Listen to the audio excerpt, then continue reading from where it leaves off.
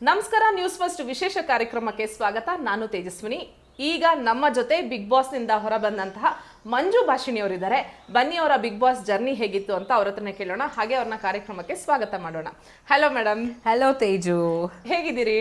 First class ಆಗಿದ್ದೀನಿ. ಹೇಗೆ ಕಾಣಿಸ್ತಿದ್ದೀನಿ ನೀವು ಹೇಳಿ? ತುಂಬಾ ಚೆನ್ನಾಗಿ ಕಾಣ್ತಾ ಇದ್ದೀರಾ ಮ್ಯಾಮ್. ಮನೆಯಲ್ಲೂ ತುಂಬಾ ಚೆನ್ನಾಗಿದ್ರಿ.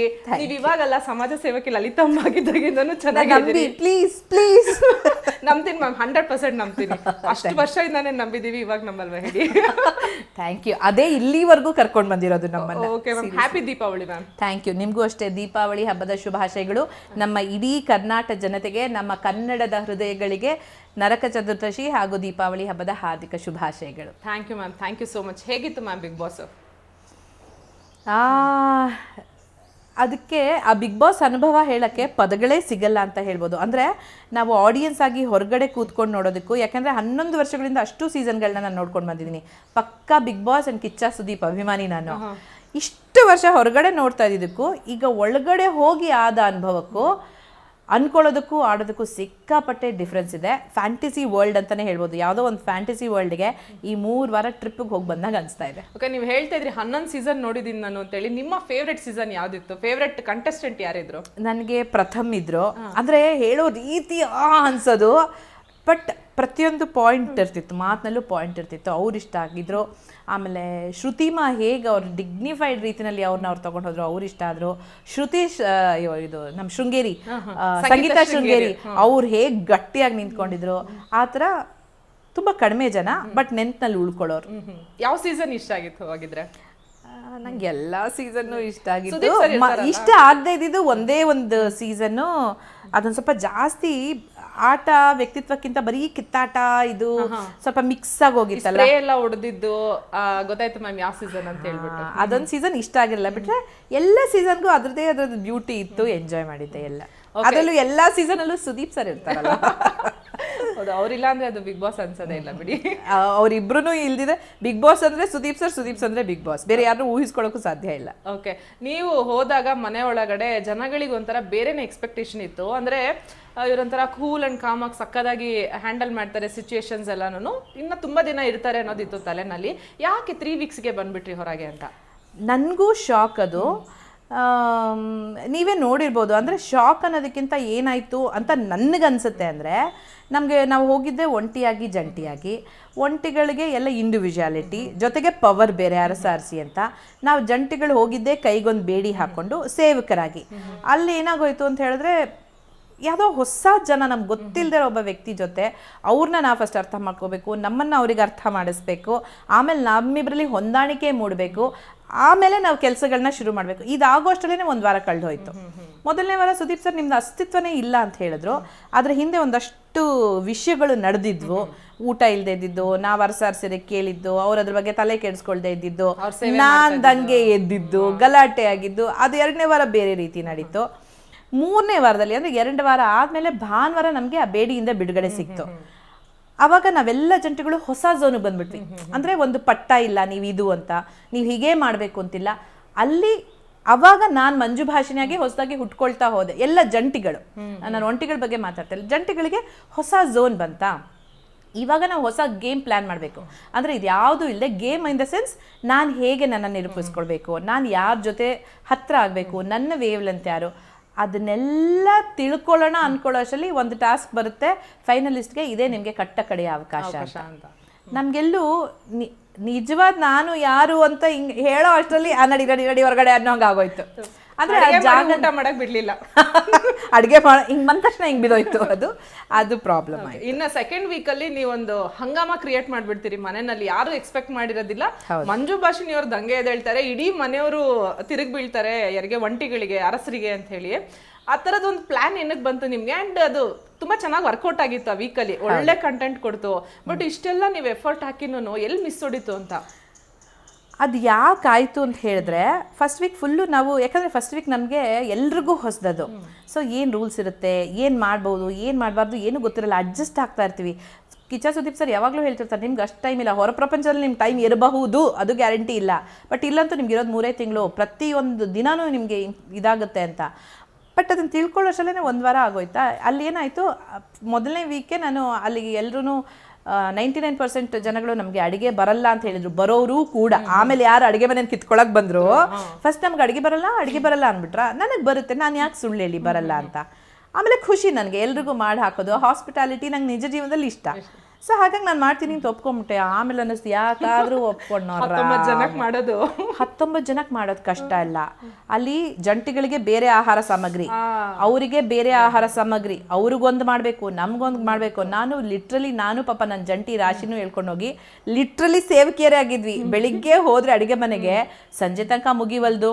ಆ ಒಲೆ ಉರಿ ಬಿಲ್ಟಿನ್ ಹಾಬಿಂದು ತುಂಬ ಕಡಿಮೆ, ಕಾಯಬೇಕು ಮಾಡಬೇಕು. ಅಲ್ಲಿ ಏನಾಯಿತು, ಲಾಸ್ಟ್ 2 ಡೇಸು ನಮ್ಮಷ್ಟು ಜಂಟಿಗಳಿಗೆ ಆಹಾರ ಕಡಿಮೆ ಆಗೋಯ್ತು. ಅದೇನಂತ ಹೇಳಿದ್ರೆ, ಅವ್ರು ಒಂದು ಸೆಟ್ ಆಫ್ ಕೊಟ್ಟಿರ್ತಾರಲ್ಲ ಮನೆ ಸಾಮಗ್ರಿಗಳು, ನಮಗೆ ಗೊತ್ತಿಲ್ವೇ, ಅವು ಖಾಲಿ ಆದಾಗ ಬಿಗ್ ಬಾಸ್ ಕಳಿಸ್ತಾರೆ ಅಂದ್ಕೊಂಡು ಚೆನ್ನಾಗಿ ಬಾರಿಸಿದ್ವಿ ಸ್ಟಾರ್ಟಿಂಗಲ್ಲಿ. ಬರ್ತಾ ಎಲ್ಲ ಖಾಲಿ, ಏನೂ ಸಿಗಲಿಲ್ಲ. ಅದೇನಾಗೋಯ್ತು, ಲಾಸ್ಟ್ 2 ಡೇಸು ಒಂದಿನ ಬರೀ ಅದನ್ನು ಏನೇನೋ ಮಾಡಿ ರೋಲ್ ಥರ ಮಾಡಿಕೊಟ್ಟಿದ್ದೆ. ಆ ದಿನ ನನ್ನ ಹೊಟ್ಟೆಗೆ ಕಲ್ಲು ಬಿತ್ತು, ಏನೂ ಇಲ್ಲ, ತಣ್ಣೀರು ಬಟ್ಟೆ. ಸೆಕೆಂಡ್ ಡೇ ಅಂತೂ ಇಷ್ಟೇ ಚಿಕ್ಕ ಬಟ್ಲಿನಲ್ಲಿ ದಾಲ್ ಮಾಡಿ ಅದೇನೋ ಹೀರೆಕಾಯಿ ಎಲ್ಲ ಹಾಕಿ, ಇಲ್ಲವೇ ಇಲ್ಲ ಏನೂ ತಿನ್ನೋಕ್ಕೆ. ಅವಾಗ ನಾನು ಆ್ಯಕ್ಚುಲಿ ತುಂಬ ಗಿಲ್ಟ್ ಫೀಲ್ ಆಗೋಯ್ತು. ಏನಪ್ಪ ಇದು ನನ್ನ ಕೈಯಲ್ಲಿ ಬಂದಿದ್ದು, ನನ್ನಿಂದ ಇಷ್ಟು ಹಸಿದ ಹೊಟ್ಟೆಗಳು ಮಲಗ್ತಿದೆಯಲ್ಲ ಖಾಲಿ ಹೊಟ್ಟೆಲಿ. ಪಾಪ ನನ್ನ ಜೊತೆ ಇದ್ದಿದ್ದು ಹೆಣ್ಮಕ್ಳು ರಾಶಿ ಅವರೆಲ್ಲ ಅಳಕ್ಕೆ ಶುರು ಮಾಡಿಬಿಟ್ರು, ತಡಿಲಾರ್ದೆ ಹಸಿವಿಂದ.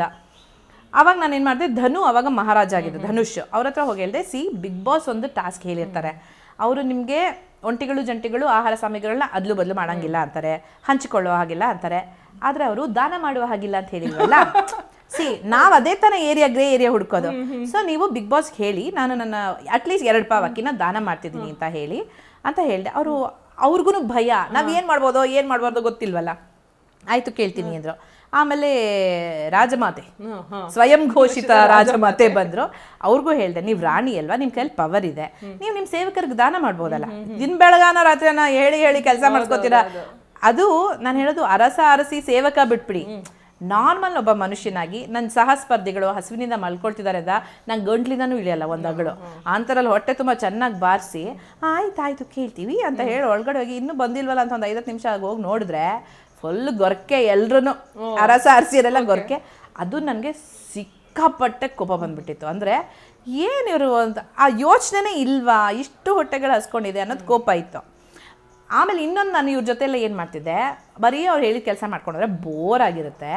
ಸೇವಕರು ಅಂದರೆ ಒಳ್ಳೆಯವರಾಗೇ ಇರ್ತಾರೆ ಅಂತ ಏನೋ ಅವನು ಗಿಲ್ಲಿ ತಮಾಷೆ ಮಾಡ್ತಿದ್ದ.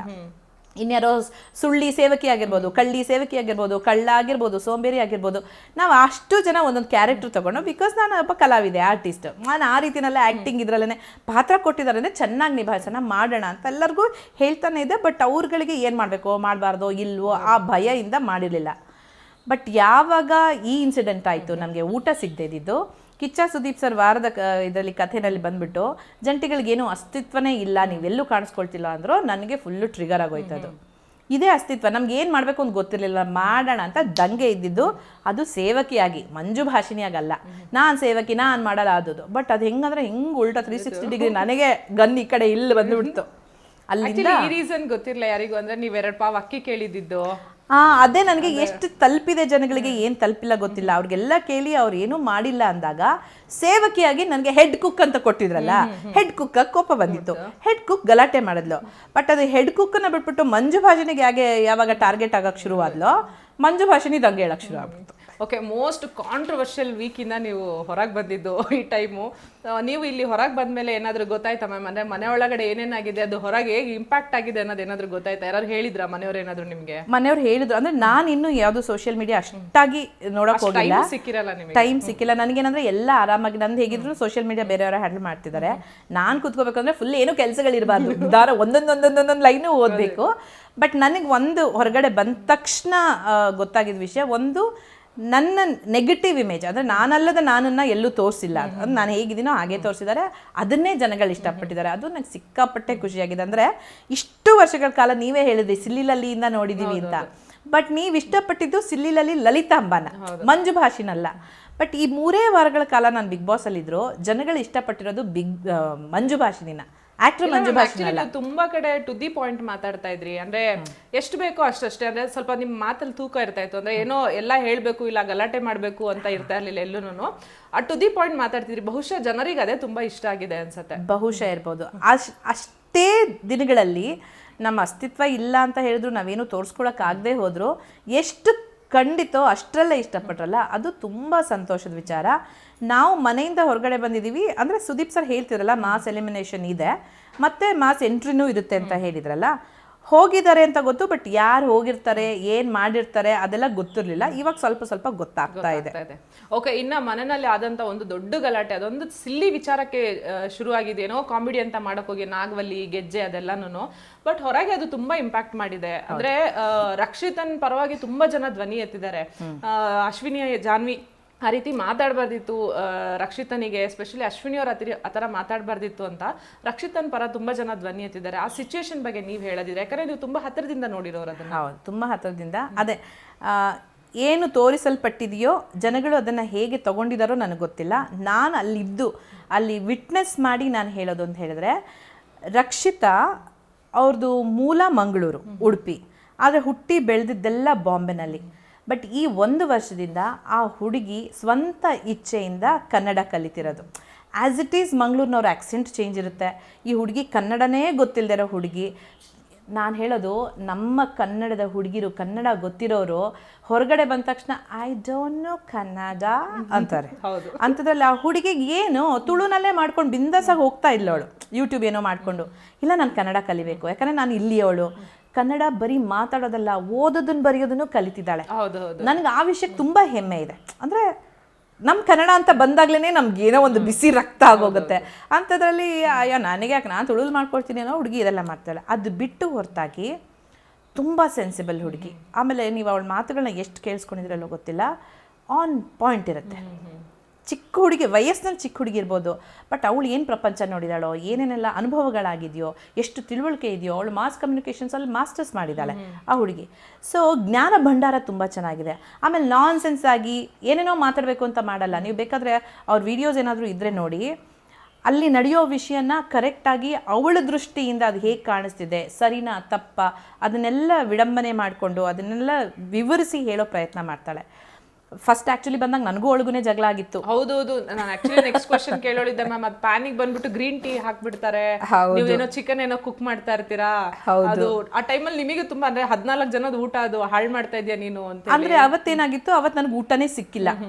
ಬೆಳಿಗ್ಗೆ ನಮ್ಮ ಇವ್ರದ್ದು ಏನಾಗಿತ್ತು, ಅವಾಗ ಇನ್ನೂ ನಾವು ಸೇವಕರಾಗಿದ್ವಿ, ಜಂಟಿ ಆಗಿದ್ವಿ, ಹಸುರನ್ಗೇನೋ ಮಾಡ್ತಾ ಇದ್ವಿ, ಊಟ ಮಾಡೋದು ಲೇಟ್ ಆಯ್ತು, ಮಿಕ್ಕಿದವ್ರಿಗೆಲ್ಲ ಕೊಟ್ಟಿದ್ದೆ, ನಮ್ಗೇನೂ ಸಿಕ್ಕಿರ್ಲಿಲ್ಲ. ಚಿಕನ್ನು ಲಕ್ಸುರಿ ಬಡ್ಜೆಟ್, ಹಸುರ ಜಂಟಿಗಳಿಗೆ ಕೊಡ್ಸಿರೋದು.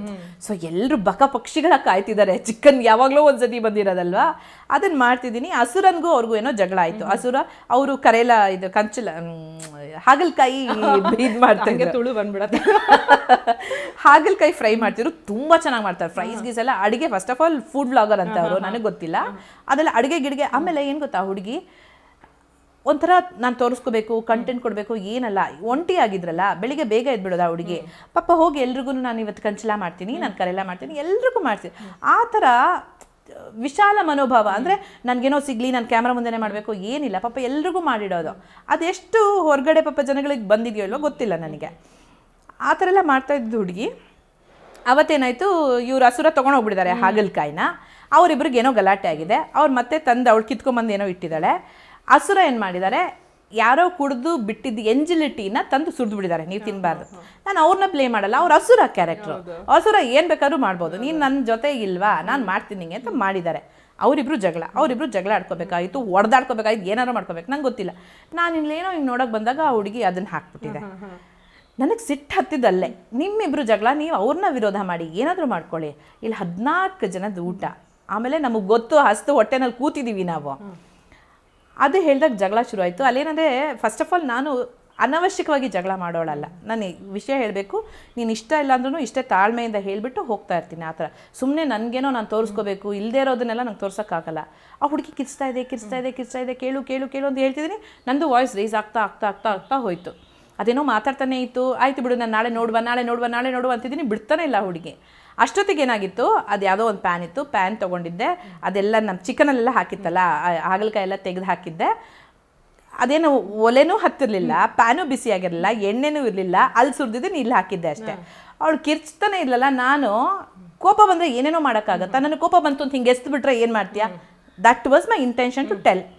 ಬಟ್ ಅದು ಹೆಂಗೆ ಅಂತ ಹೇಳಿದ್ರೆ, ನಾನು ಯಾವುದೋ ಬಿಸಿ ಇದನ್ನು, ಅಂದರೆ ಅಲ್ಲಿರೋರು ಅದೇ ನಮ್ಮ ಸ್ವಯಂ ಘೋಷಿತ ಇದ್ರಲ್ಲ ಅವರು ಮ್ಯಾನಿಪುಲೇಟ್ ಮಾಡ್ಬಿಟ್ರು, ಎಣ್ಣೆ ಇದ್ದಿದ್ದನ್ನ ಎಸೆದ್ಬಿಟ್ಲು, ಚಿಕ್ಕ ಹುಡುಗಿಗೆ ಹೆಂಗೆ ಮಾಡಿದ್ರು ಹಂಗೆ ಮಾಡಿದ್ರು ಅಂತ. ಬಟ್ ನನಗೆ ಬೇರೆ ಯಾರು ಏನು ಹೇಳಿದ್ರು ನಾನು ತಲೆ ಕೆಡಿಸ್ಕೊಳ್ಳಲ್ಲ, ಯಾಕಂದರೆ ನಾನೇನು ಮಾಡಿದೆ ಅಂತ ನನ್ನ ಮನಸ್ಸಿಗೆ ಗೊತ್ತು.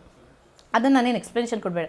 ಬಟ್ ನನಗೇನಾಯಿತು ಅಂದರೆ ನಾನು ಹಿಂಗೆ ಎಸ್ದಾಗ ಆ ಹುಡುಗಿದು 1 ಸೆಕೆಂಡ್ದು ಅಂತ ಆದ್ಲು. ಅಂದರೆ ಅವಳಿಗೆ ನಿಜವಾಗ್ಲೂ ಹೆದರ್ಕೊಂಬಿಟ್ಲ.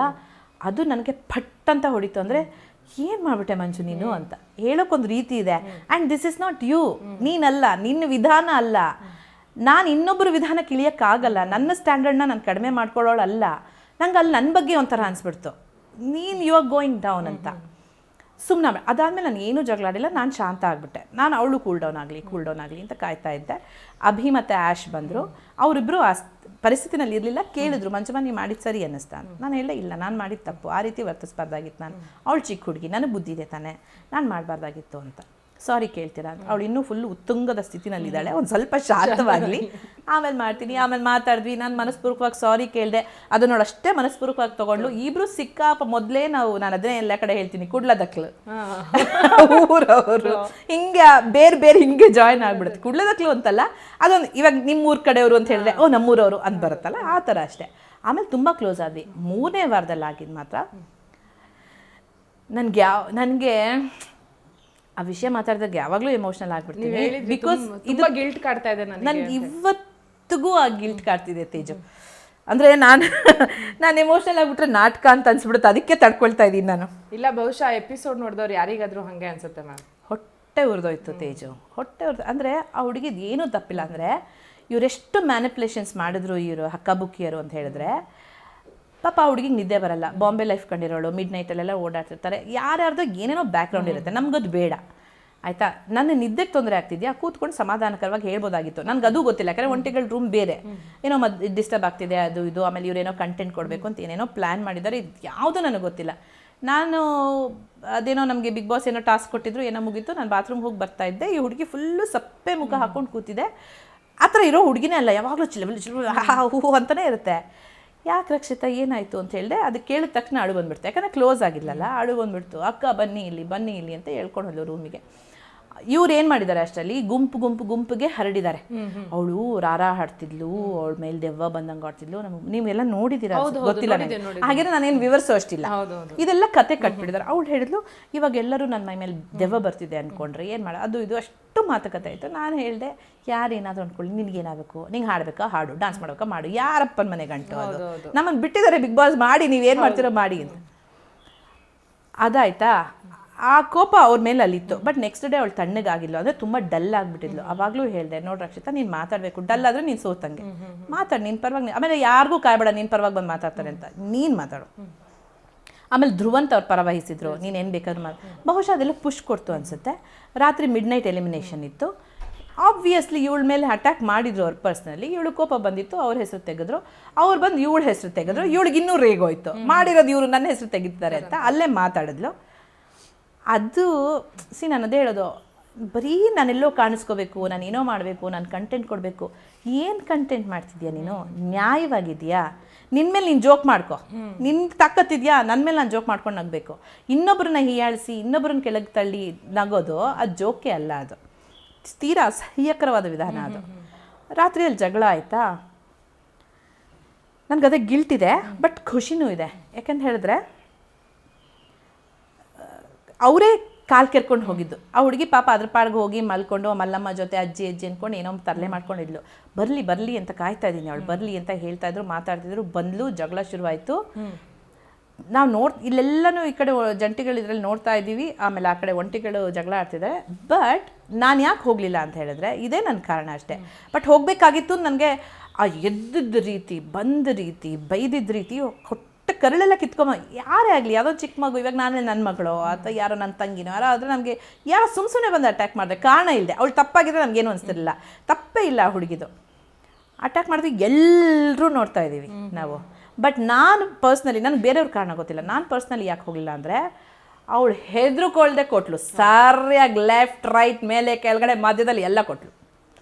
ನಾನು ಇವಾಗ ಅವಳಿಗೋಸ್ಕರ ಅವಳು ಮಾತಾಡ್ಕೊಳ್ತಿರುವಾಗ ನಂದೆಲ್ಲಿಡ್ಲಿ ಅಂತ ನಾನು ಹೋಗಲಾ? ನಾನು ಹೋದರೆ ಏನಾಗುತ್ತೆ, ನೋಡ್ದೆ ಇಲ್ಲಿ ಜಗಳ ಆಗ್ತಿದೆ ಬಂದ್ಬಿಟ್ಲು ಇದು ತೊಗೊಳಕ್ಕೆ, ಕಂಟೆಂಟ್ ತೊಗೊಳಕ್ಕೆ, ಅಥವಾ ವೋಟ್ ತೊಗೊಳಕ್ಕೆ, ಅಥವಾ ಸ್ಪೇಸ್ ಟೈಮ್ ತೊಗೊಳಕ್ಕೆ. ನಾನು ಹೋಗಲಿಲ್ಲ. ಅಕಸ್ಮಾತ್ ಅವಳಲ್ಲಿ ಸೋತಿದ್ರೆ ಸತ್ಯವಾಗ್ಲೂ ಹೋಗ್ತಿದ್ದೆ. ನಾನು ಬಿಡೋಳೇ ಅಲ್ಲ. ಅದು ಆ ಹುಡುಗಿನಲ್ಲಿ ಏನು ಗೊತ್ತಾ, ಬೇರೆಯವ್ರಿಗೆ ಹೆಂಗೆ ಕಾಣಿಸ್ತಾಳೋ ಗೊತ್ತಿಲ್ಲ, ಒಂಚೂರು ಮ್ಯಾನಿಪುಲೇಷನ್ ಇಲ್ಲ, ಕಲ್ಮಶ ಇಲ್ಲ, ಕ್ಯಾಲ್ಕುಲೇಷನ್ಸ್ ಇಲ್ಲ. ಇಲ್ಲಿ ಬಂದಿದ್ದು ಹಿಂಗೆ ಬಂದ್ಬಿಡುತ್ತೆ, ಫಿಲ್ಟ್ರೇ ಇಲ್ಲ. ಅದನ್ನು ಅರ್ಥ ಮಾಡ್ಕೋಬೇಕಷ್ಟೆ ಆ ಹುಡುಗಿ ಕ್ಯಾರೆಕ್ಟರು. ಅವ್ರ ಕ್ಯಾರೆಕ್ಟರ್ ಒಬ್ಬೊಬ್ಬರು ವ್ಯಕ್ತಿತ್ವ. ಇವಾಗ ಅಶ್ವಿನಿ ಗೌಡನ್ನ ಅಷ್ಟೆಲ್ಲ ಮಾತಾಡ್ತಾರೆ. ನಾನು ಅದೇ ಹೇಳೋದು, ಹೋರಾಟಗಾರ್ತಿಯಿಂದಾಗ ಹೆಂಗಿರಬೇಕು ನಿಮ್ಮ ವ್ಯಕ್ತಿತ್ವ, ಹೆಂಗಿರಬೇಕು ನಿಮ್ಮ ಭಾಷೆ. ನೀವು ಅಲ್ಲೆಲ್ಲೋ ಇದ್ದೀರಾ ಪಾಪ. ಅದು ಯಾವುದೋ ನಾರ್ಮಲ್ ಜಗತ್ತಿನಿಂದ ಬಂದು ಹುಡುಗಿ ಏನೋ ಖುಷಿಯಾಗಿ ಏನೋ ಮಾಡ್ತಿದ್ರೆ ಅದಕ್ಕೆ ಯಾಕೆ 1000 ಮಾತುಗಳನ್ನ ಆಡ್ತೀರಾ? ಇಷ್ಟೇ ಆಗಿದ್ದು. ತಪ್ಪೆಲ್ಲ ಹಕ್ಕಬುಕ್ಕಿ ಆದ. ಆ ಹುಡುಗಿದು ಏನೂ ತಪ್ಪಿಲ್ಲ. ಆಮೇಲೆ ಆನ್ ಪಾಯಿಂಟ್ ಡಾಟಲ್ಲಿ ಹೇಳ್ತಾಳೆ. ಆಮೇಲೆ ನೀವು ಹೇಳಿದ್ರಿ ಸುದೀಪ್ ಸರ್ ಕೇಳುವಾಗ, ನನ್ಗೇನೋ ಅವ್ರ ಮುಖದಲ್ಲಿ, ಇಬ್ರು ಮುಖದಲ್ಲಿ ಪಶ್ಚಾತ್ತಾಪ ಕಾಣಿಸ್ತಿಲ್ಲ, ಹುಡುಗಿಗೆ ಹರ್ಟ್ ಮಾಡಿದೀವಿ ಅನ್ನೋ ಪಶ್ಚಾತ್ತಾಪ ಕಾಣಿಸ್ತಿಲ್ಲ. ತೇಜು ಆ ಇಡೀ ಇದರಲ್ಲಿ ನನಗೆ ಆ ಕಡೆ ಕನ್ನಡಿನಲ್ಲಿ ಅಶ್ವಿನಿ ಕಾಣಿಸ್ತಿದ್ದಾರೆ, ಈ ಕಡೆ ತೇಜು, ಸಾರಿ ತೇಜು, ಜಾನು ಕಾಣಿಸ್ತಿದ್ದಾರೆ. ಅವ್ರು ಏನು ಅನ್ಕೊಂಡ್ಬಿಟ್ಟಿದ್ದಾರೆ, ನಾವು ಮಾಡಿದ ಕಂಟೆಂಟ್ ಆಗ್ಬಿಟ್ಟಿದೆ, ಎಲ್ರಿಗೂ ಇಷ್ಟ ಆಗ್ಬಿಟ್ಟಿದೆ. ಒಂದು ಇಂಚು ಅವರು ನಾವು ಯಾರಿಗೋ ನೋಯಿಸಿದ್ದೀವಿ, ಆ ಹುಡುಗಿ ಹತ್ತಿದೆ ಮಾಡಿದೆ, ಆ ಕಣ್ಣೀರು ಬೀಳುವಾಗಲೇ ಅನಿಸಿಲ್ಲ.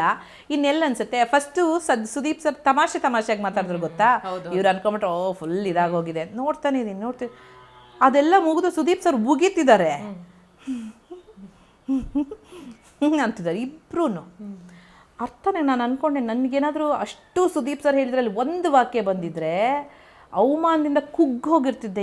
ಏನು ಕೆಲಸ ಮಾಡ್ಕೊಂಬಿಟ್ಟೆ ನಾನು, ಎಲ್ಲಿ ಮಾಡ್ಬಿಟ್ಟೆ ಅಂತ. ನಿಜವಾಗ್ಲೂ ಸಾರಿ ರಕ್ಷಿತಾ ಅಂತ ಒಬ್ಬರು ಆ ಕಡೆ, ಅದ್ಯಾರದು ಪುಷ್ಟಿಂಗ್ ಪದ್ಮಾವತಿ ಏನೋ ಹೇಳಿದ್ರಲ್ಲ ಸರ್, ಅವರು ಹಿಂದೆ ಕೂತಿದ್ದವ್ರು ಅವ್ಳು ಕೈ ಹಿಡ್ಕೊಂಬಿಟ್ಟಿದ್ದಾರೆ. ನಾನು ಹಾಗೆ ಮಾಡಿಲ್ಲ ಕಂದ, ನೀನು ಮಾಡಿದ್ದು ತಪ್ಪಲ್ವ ಕಂದ. ಅಲ್ಲೂ ಅವ್ರ ಮೇಲೆ ತಪ್ಪು ಹೊರ್ಸೋದು. ನೀನು ಹಾಗೆ ಮಾಡಿದ್ದಕ್ಕೆ ನಂಗೆ ಟಿಗರಾಯಿತು ಕಂದ. ಎಷ್ಟು ನೀಟಾಗಿ ನಾಟಕಿ ಅಂತ ಗೊತ್ತಾಗ್ತಿತ್ತು ಗೊತ್ತಾ. ನಂಗೆ ಆ ಮೂಮೆಂಟಲ್ಲಿ ಅನ್ನಿಸ್ತು ಹೇಳಬೇಕು ಅಂತ. ನಾನು ಯಾರು ಮನ ಒಲಿಸ್ಬೇಕು, ನಾನು ನಾಳೆ ಮನೆಯಲ್ಲಿದ್ರೂ ಅವ್ರ ವಿರೋಧ ಕಟ್ಕೊಳ್ಳೋದೆ. ಇದ್ದಿದ್ದನ್ನು ಇದ್ದಾಗೆ ಎದ್ದು ಬಂದು ಎದೆ ಓದಿತಾರೆ. ಓದಿಲಿ, ತಡ್ಕೊಳ್ಳೋ ಶಕ್ತಿ ಇದೆ, ಜಾಡ್ಸ್ ಓದಿಯೋ ಶಕ್ತಿನೂ ನನಗಿದೆ. ಸರಿ ನಾನು ಹೇಳಿದೆ. ಬಟ್ ಅದು ನಿಜವಾಗ್ಲೂ ಹೇಳಿದ್ದು ಒಳ್ಳೇದಾಯಿತು ಅನ್ನಿಸ್ತು. ಅಲ್ಲಿರೋರೆಲ್ಲ ಆಮೇಲೆ ಎಲ್ಲರೂ ಕೈ ಎತ್ತಿದ್ರಾ, ಯಾರ್ಯಾರು ಪರ ವಹಿಸ್ಲಿಲ್ಲ ಅಂತ ಅನ್ನಿಸ್ತು ಅಂದರೆ ಎಲ್ಲರೂ ಕೈ ಎತ್ತಿದ್ರಾ ಅಂದರೆ ಎಲ್ರಿಗೂ ಅನಿಸಿದೆ ಅದು. ಬಟ್ ಆ ಮೂಮೆಂಟಲ್ಲಿ ಒಬ್ರೊಬ್ರಿಗೂ ನನ್ನ ಕಾರಣ, ಅಥವಾ ಅವಳು ಅಷ್ಟು ಜೋರಾಗಿ ನಿಂತಿದ್ದನ್ನ ಎಲ್ಲರೂ ಒಂದು ಬಾಯ್ ಬಿಟ್ಕೊಂಡು ನೋಡ್ತಿದ್ವೋ ಏನೋ, ಅದು ಗೊತ್ತಿಲ್ಲ ನನಗೆ. ಅದೊಂಥರ ಮಿರಾಕಲ್ ತರ ಅಂದರೆ ಅವಳ ಪಾಯಿಂಟ್ಸ್ ಹಂಗಿರುತ್ತೆ ತೇಜು. ಎಷ್ಟು ಚೆನ್ನಾಗಿ ಮಾತಾಡ್ತಾಳೆ, ಕೇಳಿಸ್ಕೊಳಕ್ಕೆ ಮಜಾ ಇರುತ್ತೆ. ನೀವು ಡೇ ಇನ್ ಔಟ್ ಅವಳ ಜೊತೆ ಇದ್ರೆ, ಯಾಕಂದ್ರೆ ಇಲ್ಲಿ ನಿಮ್ಗೆ ಒಂದು ಸ್ವಲ್ಪ ನಿಮ್ಮಿಬ್ರದ್ದು ಒಂದು ವಿಡಿಯೋ ತುಂಬಾ ವೈರಲ್ ಆಗಿದೆ ಮ್ಯಾಮ್. ಹೇಳಿದ್ರು ಇತ್ತು ಗೊತ್ತಾ, ಅವಾಗ ಅವಳು ನೀವು ಅದು ಮಾಡಿದ್ರಿ ನನಗೆ ಅಂದಾಗ, ನೀವು ಇದೇ ಆಗ್ತೀರಾ ಅಂತೇನೋ ಅದು ನಾನು ಅದೇ ಆಗ್ತೀನಿ. ಅಲ್ಲಲ್ಲ, ನೀವು ಏನೋ ಅದು ಮಾಡ್ತೀರಾ ಇದು ಮಾಡ್ತೀರಾ ಅಂದ್ರೆ ನೀವು ಅವ್ರು ಹಂಗೆ ಹೇಳ್ತಾರೆ ರಕ್ಷಿತಾ, ನೀವು ಅವಾಗ ಅದೇ ಮಾಡ್ತೀನಿ. ಅದು ಆಕ್ಚುಲಿ ಸಕ್ಕತ್ ವೈರಲ್ ಆಗಿದೆ, ತುಂಬಾ ಚೆನ್ನಾಗೂ ಇದೆ. ಕಾಂಬಿನೇಷನ್ ಒಂಥರ ಮಜಾ ಇದೆ. ಬಟ್ ರಿಯಲ್ ಕಾಂಬಿನೇಷನ್ ಚೆನ್ನಾಗಿತ್ತು. ಎಲ್ಲ ಹೇಳ್ಕೊಳ್ಳೋದು, ತಮಾಷೆ ಮಾಡಿ ರೇಗಿಸ್ಕೊಂಡು, ಆ ಕಣ್ಣಲ್ಲೇ ನಿಮ್ಗೆ ಇನ್ನೋಸೆನ್ಸ್ ಗೊತ್ತಾಗೋಗುತ್ತಾ ಹುಡುಗಿದು. ಓಕೆ, ಇನ್ನ ಗಿಲ್ಲಿಯವ್ರ ವಿಚಾರಕ್ಕೆ ಬರೋದಿದ್ರೆ, ನೀವು ಮನೆಯಿಂದ ಹೊರಗೆ ಬಂದ್ಮೇಲೆ Sudeep sir SR No questions ಕೇಳ್ತಾ ಇರ್ತಾರೆ. ರೌಂಡ್ ಮಾಡುವಾಗ ಕೇಳ್ತಾರೆ, ಈ ವಿಚಾರದಲ್ಲಿ ಏನಾದರೂ ಅಂದರೆ ಗಿಲ್ಲಿ ಒಂದು ಫ್ಲೋನಲ್ಲಿ ಕಿಚನ ಚಪ್ಪಾಳೆ ತೊಗೊಂಬಿಟ್ರು ಅಂತ ನಿಮ್ಗೆ ಅನ್ಸುತ್ತಾ, ಅಂದರೆ ಅಡ್ವಾಂಟೇಜ್ ತೊಗೊಂಡ್ರು ಅನ್ಸುತ್ತಾ ನಿಮಗೆ ಅನ್ನೋ ಆ್ಯಂಗಲಲ್ಲಿ ಒಂದು ಕ್ವಶನ್ ಕೇಳ್ತಾರೆ. ಅವಾಗ ಕೆಲವರು ಹೌದು ಅಂತಾರೆ, ಕೆಲವರು ಇಲ್ಲ ಅಂತಾರೆ. ನಿಮಗೆ ಏನು ಅನ್ಸುತ್ತೆ? ಅಂದರೆ ಅವರು ರಕ್ಷಿತಾ ಪರ ನಿಂತಿದ್ದು? ಖಂಡಿತ ನಿಂತಿದ್ದು. ರಕ್ಷಿತಾ ಪರ ಅಂತಾನೆ ಅಲ್ಲ, ಅವ್ರು ಎಲ್ಲೆಲ್ಲಿ ಫಸ್ಟ್ ಅವರಿಬ್ರು ಹಕ್ಕಬುಕ್ಕಿಯರಿಗೆ ಟಾರ್ಗೆಟ್ ಆಗಿದ್ದೆ ರಕ್ಷಿತಾ ಮತ್ತೆ ಕಾವ್ಯ. ಅದು ರಕ್ಷಿತಾ ಅಂತ ಗಿಲ್ಲಿ ಮತ್ತೆ ಕಾವ್ಯ ಅವರಿಬ್ರು ಫಸ್ಟ್ ಟಾರ್ಗೆಟ್. ಫಸ್ಟ್ ವೀಕಲ್ಲಿ ಸಿಕ್ಕಾಪಟ್ಟೆ ಟಾರ್ಗೆಟ್ ಮಾಡಿದ್ರು. ನಾನು ಅಶ್ವಿನಿ ಗೌಡಾಗಿ ಮಾತಾಡ್ತಿಲ್ಲ, ನಾನು ಪರ್ಸ್ನಲ್ ಅಟ್ಯಾಕ್ ಮಾಡ್ತಿಲ್ಲ ಅಂತ ಹೇಳಿ ಪರ್ಸ್ನಲ್ ಅಟ್ಯಾಕ್ ಮಾಡೋರು. ನೀನು ಮಾಡಿದ್ರೆ ತಮಾಷೆ, ನಾವು ಮಾಡಿದ್ರೆ ಪರ್ಸ್ನಲ್ ಅಟ್ಯಾಕ್, ಅಮಾವಾಸ್ಯೆ ಹಾಗೇನೆ ಆಗ್ತಿತ್ತು. ಅವಾಗಲೂ ಬಿಟ್ಟಿಲ್ಲ. ಗಿಲ್ಲಿದು ಇದೇನದು ಬ್ಯೂಟಿಫುಲ್ ಥಿಂಗ್ ಅಂದರೆ ಹೆಂಗೆ ಸುತ್ತಕೊಂಡು ತಮಾಷೆನಲ್ಲಿ ಹೊಡಿತಿದ್ದ. ನಾನಂತೂ ಸಿಕ್ಕಾಪಟ್ಟೆ ಎಂಜಾಯ್ ಮಾಡ್ಬಿಟ್ಟಿದ್ದೀನಿ. ಡೈಲಾಗ್ ಇದೆ ಫೇಮಸ್, ಇದು ಈ ಮನೆಯಲ್ಲಿ ಇಷ್ಟು ದಿನ ಏನು ದಬ್ಬಾಕಿದ್ದೀರಿ ಅಂದರೆ ಸ್ನಾನ ಮಾಡಿ ಬಕೆಟ್ ದಬ್ಬಾಕಿದ್ದೀನಿ. ನಾನು ಹೇಳೋದು ದಟ್ ಈಸ್ ಹಿಸ್ ಸ್ಪಾಂಟನಿಟಿ. ಏನು ಪ್ಲ್ಯಾನ್ ಮಾಡಬೇಕಾಗಿಲ್ಲ, ಯೋಚನೆ ಮಾಡೋಕ್ಕೆ ಠಾಕ್ ಅಂತ ಬರುತ್ತೆ. ಆಮೇಲೆ ಎಷ್ಟು ಇವರು ಟಾರ್ಗೆಟ್ ಮಾಡಿದ್ರು, ಗಿಲ್ಲಿನೂ ಅವ್ರನ್ನ ಟಾರ್ಗೆಟ್ ಮಾಡಿದ್ರು. ಬಟ್ ಹರ್ಟ್ ಮಾಡೋ ಉದ್ದೇಶದಿಂದ ಅಥವಾ ಕೀಳಾಗಿ ಹೀಯಾಳಿಸ್ಕೊಂಡಲ್ಲ, ತಮಾಷೆಯಾಗಿ ಅವ್ರು ಟಾರ್ಗೆಟ್ ಮಾಡಿದ್ರೆ ನಾವೆಲ್ಲ, ಆಮೇಲೆ ಅವ್ರೊಬ್ಬರನ್ನೇ ಅಲ್ಲ ನನ್ನೂ ಟಾರ್ಗೆಟ್ ಮಾಡ್ತಿದ್ದ. ಬಟ್ ನಾವ್ಯಾವತ್ತೂ ಅದನ್ನ ಬೇರೆ ತರ ತಗೊಳ್ಳಿ, ನಗು ಬರೋದು, ಎಷ್ಟು ಚೆನ್ನಾಗಿ ತಮಾಷೆ ಮಾಡ್ತಾರಲ್ಲಪ್ಪ ಅಂತ ನಗು ಬರೋದು. ಬಟ್ ಇದ್ರ ಮಧ್ಯೆ ಅವ್ರು ನಿಂತ್ಕೊಂಡು ರಕ್ಷಿತಂಗ್ ಸ್ಟ್ಯಾಂಡ್ ತಗೊಂಡಿದ್ದಾರೆ, ನೀನೇನ್ ತಲೆ ಕೆಡ್ಸ್ಕೊಬೇಡ ನಾವೆಲ್ಲ ಇದೀವಿ ಅಂತ. ಆಮೇಲೆ ಜಾನುನ ಅವರು ಇದ್ ಮಾಡುವಾಗ್ಲೂ ನಾಮಿನೇಟ್ ಮಾಡುವಾಗ್ಲೂ ಅವ್ರು ಅದೇ ಕೊಟ್ಟಿದ್ದ ಕಾರಣ, ಎಲಿಮಿನೇಷನ್ ಗೆ ಕಳಿಸೋದು ಇದ್ರೆ ಅದೆಲ್ಲ ಸ್ಟ್ಯಾಂಡಿಂಗ್ ತಾನೆ, ಸ್ಟ್ಯಾಂಡಿಂಗ್ ಫಾರ್ ಸಂಬಡಿ. ಅವ್ರೇನೋ ಕಾರಣ ಕೊಡ್ಬೋದಾಗಿತ್ತು, ಸುಮ್ನೆ ಏನೋ ಬೇಕಾದ್ರೆ. ನಿಮಗೆ ಏನ್ ಅನ್ಸುತ್ತೆ ಮ್ಯಾಮ್, ರಕ್ಷಿತಾ ಹೋಗಿ ಗಿಲ್ಲಿ ಹತ್ರ ಅದನ್ನೆಲ್ಲ ಶೇರ್ ಮಾಡ್ಕೊಂಡಿದ್ದಕ್ಕೆ ಗಿಲ್ಲಿ ಸ್ಟ್ಯಾಂಡ್ ತಗೊಂಡಿದ್ದ, ಅಥವಾ ಗಿಲ್ಲಿಗೆ ಗೊತ್ತಾಯ್ತಾ ಇವ್ರು ಈ ತರ ಎಲ್ಲ ಮಾಡ್ತಾ ಇದಾರೆ? ಕಾಣುತ್ತಲ್ಲ ತೇಜು, ಅಲ್ಲಿ ಪ್ರತಿಯೊಬ್ಬರಿಗೂ ಪ್ರತಿಯೊಬ್ಬರ ಚಲನವಲನಗಳು ಕಂಡೇ ಕಾಣುತ್ತೆ. ಆಮೇಲೆ ಇಷ್ಟು ಜೋರಾಗಿ ನಡೀತಿದೆ ಅಂತ, ಆಮೇಲೆ ಅವ್ರು ಜೋಕ್ ಅನ್ಕೊಂಡು ಎಲ್ಲರ ಹತ್ರನೂ ಹೋಗಿ ಹೇಳೋರಲ್ಲ, ಹಿಂಗ್ ಮಾಡ್ಬಿಡಿದಾಳೆ, ಹಂಗ್ ಮಾಡ್ಬಿಡಿದಾಳೆ, ಹಿಂಗ್ ಮಾಡ್ಬಿಡಿದಾಳೆ. ಈ ಹುಡುಗಿ ಬಂದು ನಮ್ಮ ಹತ್ರ ಹತ್ಕೊಂಡ್ ಹಂಗೆ ಗಿಲ್ಲಿಯವ್ರ ಹತ್ರನೂ ಹೇಳ್ಕೊಂಡಿರ್ಬೋದು. ಹೌದೌದು, ಹೇಳಿದ್ದಾರೆ ಎಪಿಸೋಡ್ ಅಲ್ಲಿ. ನನಗೆ ಗೊತ್ತಿಲ್ಲ ಅದು, ನಂದು ಪಾರ್ಟ್ ಮಾತ್ರ ಹೇಳಬಲ್ಲೆ, ಹಿಂಗ್ ಬಂದು ಮಾತಾಡಿದ್ರು ಅಂತ. ಅವ್ರಿಗೆ ಹೋಗಿ ಹೇಳ್ಕೊಳ್ತಾರೆ, ಹಿಂಗೆಲ್ಲ ಮಾತಾಡ್ತಾರೆ, ಬೇಜಾರಾಗತ್ತೆ ಏನು. ಅವಾಗ ಗಿಲ್ಲಿ ಹೇಳಿರ್ತಾರೆ, ತಲೆ ಕೆಡಿಸ್ಕೊಬೇಡ ನಾವೆಲ್ಲ ಇದೀವಿ ಅಂತ. ಆಮೇಲೆ ಅಡುಗೆ ಮನೆಯಲ್ಲಿ ಕೂತಾಗ ನಾನೇ ಕೇಳಿಸ್ಕೊಂಡಾಗ ಒಂದ್ಸತಿ ಹೇಳಿದ್ದಾರೆ, ನಾವೆಲ್ಲ ಇದೀವಿ ರಕ್ಷು ತಲೆ. ಆಮೇಲೆ ನಾನೊಂದು ವಿಟ್ನೆಸ್ ಮಾಡಿದ್ದು, ಪಾಪ ಹುಡುಗಿ ಬೆಳಿಗ್ಗೆ ಅದು ಅಡುಗೆ ಮಾಡ್ತಿದ್ದೆ, ಇವರು ಜಾನು ಹಿಂಗೆ ಹೋಗ್ತಾರೆ ನಡ್ಕೊಂಡು, ಸುಮ್ಮನೆ ಆಗಬೇಕು ತಾನೆ. ನಿನ್ನೆ ರಾತ್ರಿ ಎಷ್ಟು ಜಗಳ ಆಗಿದೆ, ಹುಡುಗಿ ಹತ್ತಿದೆ ಮಾಡಿದೆ, ರಾರಾ ಸರಿ ಸಿಕ್ಕು ರಾರಾ ಅಂತಿದ್ದಾರೆ. ಅದೊಂದು ಇನ್ನೊಂದು ಡೈನಿಂಗ್ ಟೇಬಲ್ದು ಒಂದು ಇನ್ಸಿಡೆಂಟ್ ಇದೆ ಅನ್ಸುತ್ತೆ ಮ್ಯಾಮ್. ನೀವು ಅಶ್ವಿನಿ ಮತ್ತೆ ಜಾನ್ವಿ ಕೂತ್ಕೊಂಡಿರ್ತೀರಿ, ಜಾನ್ವಿ ಅವರು ಇವಾಗ ನಾನು ಹೋಗಿ ಅವಳಿಗೇನೋ ಹೇಳ್ಬಿಟ್ಟು ಬರ್ತೀನಿ ಅಂತ ಎದ್ದೋಗ್ತಾರೆ. ಅವಾಗ ಅಶ್ವಿನಿ ಅವ್ರು ಹೇಳ್ತಾರೆ, ಈ ಆಟಕ್ಕೆ ನಾನಿಲ್ಲ, ನಾನು ನಿಮ್ ಜೊತೆ ಬೆಡ್ ಶೇರ್ ಮಾಡೋದು ಅಷ್ಟೇ ಅಂತ. ನೀವು ಕೂತಿರ್ತೀರಿ ಅಲ್ಲಿ, ಅಲ್ಲಿ ಹೋಗಿ ಮತ್ತೆ ಅವ್ರಿಗೇನೋ ರೇಗಿಸ್ತಾರೆ, ಹಿಂಗ ಮಾಡ್ತೀನಿ ಹಿಂಗ. ನಾನು ಅದಕ್ಕೆ ಮುಂಚೆ ಅದನ್ನೇ ಅಂದ್ರೆ ನಿಮ್ಗೆ ಅದೇನು ಕಂಡಿಲ್ಲ ಅಂತ, ಅಂದ್ರೆ ಏನೇನ್ ಮಾತುಗಳೆಲ್ಲ ಆಯ್ತು ಅಂತ ನಿಮ್ಗೆ ಗೊತ್ತಾಗಿಲ್ಲ ಅಲ್ಲಿ. ಅಂದ್ರೆ ಸ್ಟಾರ್ಟಿಂಗ್ ಅವ್ರು ಹೇಳಿದ್ರು, ಅಂದ್ರೆ ಅಶ್ವಿನಿ ಹೇಳ್ತಾ ಇರ್ತಾರೆ ನಿಮ್ಗೆ, ಇಲ್ಲ ಅವ್ರು ಟ್ರಿಗರ್ ಮಾಡಿದ್ರು, ಅವ್ರು ಹೆಂಗ್ ಮಾತಾಡಿದ್ರು ನಂಗೆ ಶಾಕ್ ಆಗ್ಬಿಡ್ತು, ರಕ್ಷಿತಾ ಮಾತಾಡಿದ್ ನೋಡಿ ಅಂತ ನಿಮ್ಮ ಹತ್ರ ಹೇಳ್ತಾ ಇರ್ತಾರೆ. ನೀವು ಓಕೆ ಅಂದ್ರೆ ಅವ್ರು ಹಂಗಲ್ಲ, ಅವ್ಳು ಹಿಂಗೆ, ಅಂದ್ರೆ ಅವ್ರ ಬಗ್ಗೆ ನನ್ನ ಹತ್ರ ಮ್ಯಾನಿಪುಲೇಟ್ ಮಾಡಕ್ ಬಂದ್ರು. ಅಂದ್ರೆ ನಾವು ಅವಳನ್ನ ಫಸ್ಟ್ ಪುಟ್ಟ ಕಂದ ಅಂತೆಲ್ಲ ಮಾತಾಡ್ತಿದ್ವಿ, ಇವಾಗ ನೀವ್ ಅಂತಿದ್ದೀರಾ, ನೀವು ಒಂದಿನ ತಿಂತೀರಾ ನೋಡಿ, ನಾನು ಅವ್ರು ಮಾಡಿದ ಊಟ ಮಾಡಿಲ್ಲ. ಎಷ್ಟು ಸ್ಟುಪಿಡಿಟಿ ಅಂದ್ರೆ ನೀವೇ ಅರ್ಥ ಮಾಡ್ಕೊಳ್ಳಿ. ಅವರು ದಾಲ್ ಮಾಡಿದ್ರು, ಅವ್ರು ಬೆಳಗ್ಗೆ ಎಲ್ರಿಗೂ ಅನ್ನ ದಾಲು ರಕ್ಷಿತಾ ಮಾಡಿಟ್ಟಿರೋದು ಅಷ್ಟು ಇಡೀ ಮನೆಗೆ. ಇವ್ರು ತಿನ್ನಲಿಲ್ಲ, ನಾವು ಚಪಾತಿ ಮಾಡ್ಕೋತೀವಿ ಅಂತ. ಯಾಕೆ ತಿಂದಿಲ್ಲ ಅಂತ ಹೇಳಿದೆ, ಇಲ್ಲ ತುಂಬ ಕುಳ್ಕು ತಲೆಯೆಲ್ಲ ಹಿಂಗೆ ಅನ್ಕೊಂಡು ಬಂದ್ಬಿಟ್ಟು ಅದೇ ಕೈಯಲ್ಲಿ ಅಡುಗೆ ಮಾಡ್ತಾಳೆ, ಅಸಹ್ಯ ಆಗಲ್ವಾ ಅಂತ. ಅದೇ ಹುಡುಗಿ ಫ್ರೈ ಎಲ್ಲ ಮಾಡುವಾಗ ಚೆನ್ನಾಗಿ ಚಪ್ಪರ್ಸ್ಕೊಂಡು ತಿಂದ್ರಲ್ಲ, ಆವಾಗ ಬುದ್ಧಿ ಇರಲಿಲ್ವ ತಲೆನಲ್ಲಿ. ನನಗೆ ಆ್ಯಕ್ಚುಲಿ ಈ ಮಾತುಗಳು ಆಡೋಳೆ ಅಲ್ಲ ನಾನು, ನನಗೆ ಬೇಕಾ ಅಯ್ಯೋ ಅವ್ರೇನಾದರೂ ಆಗಿರಲಿ, ಇವ್ರೇನಾದ್ರು ನನಗೇನೋ ನನ್ನ ನೋಡ್ಕೊಂಡಿರೋಣ, ನನ್ನ ತನಕ ಬಂತಾ ನಾನು ಬಿಡಲ್ಲ ಅಂತ. ಬಟ್ ಏನು ಗೊತ್ತಾ, ಅಲ್ಲಿ ಯಾವುದೋ ಒಂದು ಹುಡುಗಿಗೆ ಅನ್ಯಾಯ ಆಗಿದೆ. ನೀವೆಲ್ಲೋ ಇದ್ದೀರಾ, ನಿಮ್ಮನ್ನು ನೀವೆಲ್ಲೋ ತೋರಿಸ್ಕೋತಾ ಇದ್ದೀರಾ, ನಾನು ಹಾಗೆ ಹೀಗೆ. ನಿಮ್ಮ ಹತ್ರ ಹೆಸರಿರ್ಬೋದು, ಹಣ ಬಲ ಇರ್ಬೋದು, ಗುಣದ ಬಲನೇ ಇಲ್ಲ ಅಂತ ಹೇಳಿದ್ರೆ ಅದೆಲ್ಲ ಯಾತಕ್ಕೆ ಅಲ್ವಾ? ಅದೆಲ್ಲ ಎರಡೂ ಇಲ್ದಿದ್ರು ಇದಿದ್ರೆ ಅದೇ ಒಂದು ದೊಡ್ಡ ಸಂಪಾದನೆ. ನೀವೇನೋ ಪೋಟ್ರೆ ನಾನೇನೋ ಅಂತ ತೋರಿಸ್ತಿದ್ದೀರಾ, ನಾನು ಹೆಣ್ಮಕ್ಳು ಪರವಾಗಿ ನಿಲ್ತೀನಿ ಅಂತ ಹೇಳ್ತೀರಾ, ಒಂದು ಹೆಣ್ಮಗುನೇ ಹೀಯಾಳಿಸ್ತಿದ್ದೀರಾ, ಒಂದು ಹೆಣ್ಮಗುನೇ ಟಾರ್ಗೆಟ್ ಮಾಡ್ತಿದ್ದೀರಾ, ರಾಶಿಕಾನ್ ಟಾರ್ಗೆಟ್ ಮಾಡಿದ್ದೀರಾ, ಅಶ್ವಿನಿದು ಜಗಳಗಳು ಬಂತೋ ಇಲ್ವೋ ಗೊತ್ತಿಲ್ಲ, ನಿಂದೇನು ಯೋಗ್ಯತೆ, ಯು ಆರ್ ಮೈ ಫುಟ್ ಅಂತೆಲ್ಲ ಬರೆದಿದ್ದಾರೆ.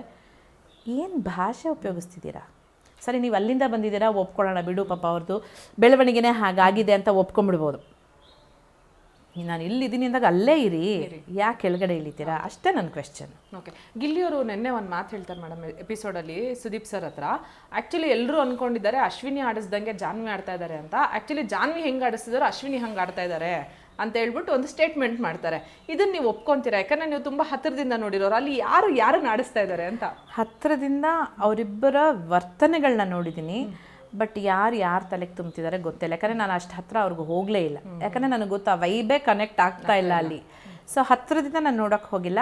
ಬಟ್ ನನಗನ್ಸಿದ ಪ್ರಕಾರ ನಾವು ಯಾವಾಗ 2ನೇ ವಾರ ದಂಗೆ ಎದ್ವಿ, ಅವರು ಅಶ್ವಿನಿ ಅವರು ಒಂಟಿ ಆಗ್ಬಿಟ್ರು. ಯಾಕಂದರೆ ಇಡೀ ಗುಂಪು ಅವ್ರ ಒಂಟಿಗಳನ್ನೂ ಸೇರಿಸಿ ಗುಂಪು ನನ್ನ ಕಡೆ ಬಂದ್ಬಿಡ್ತು.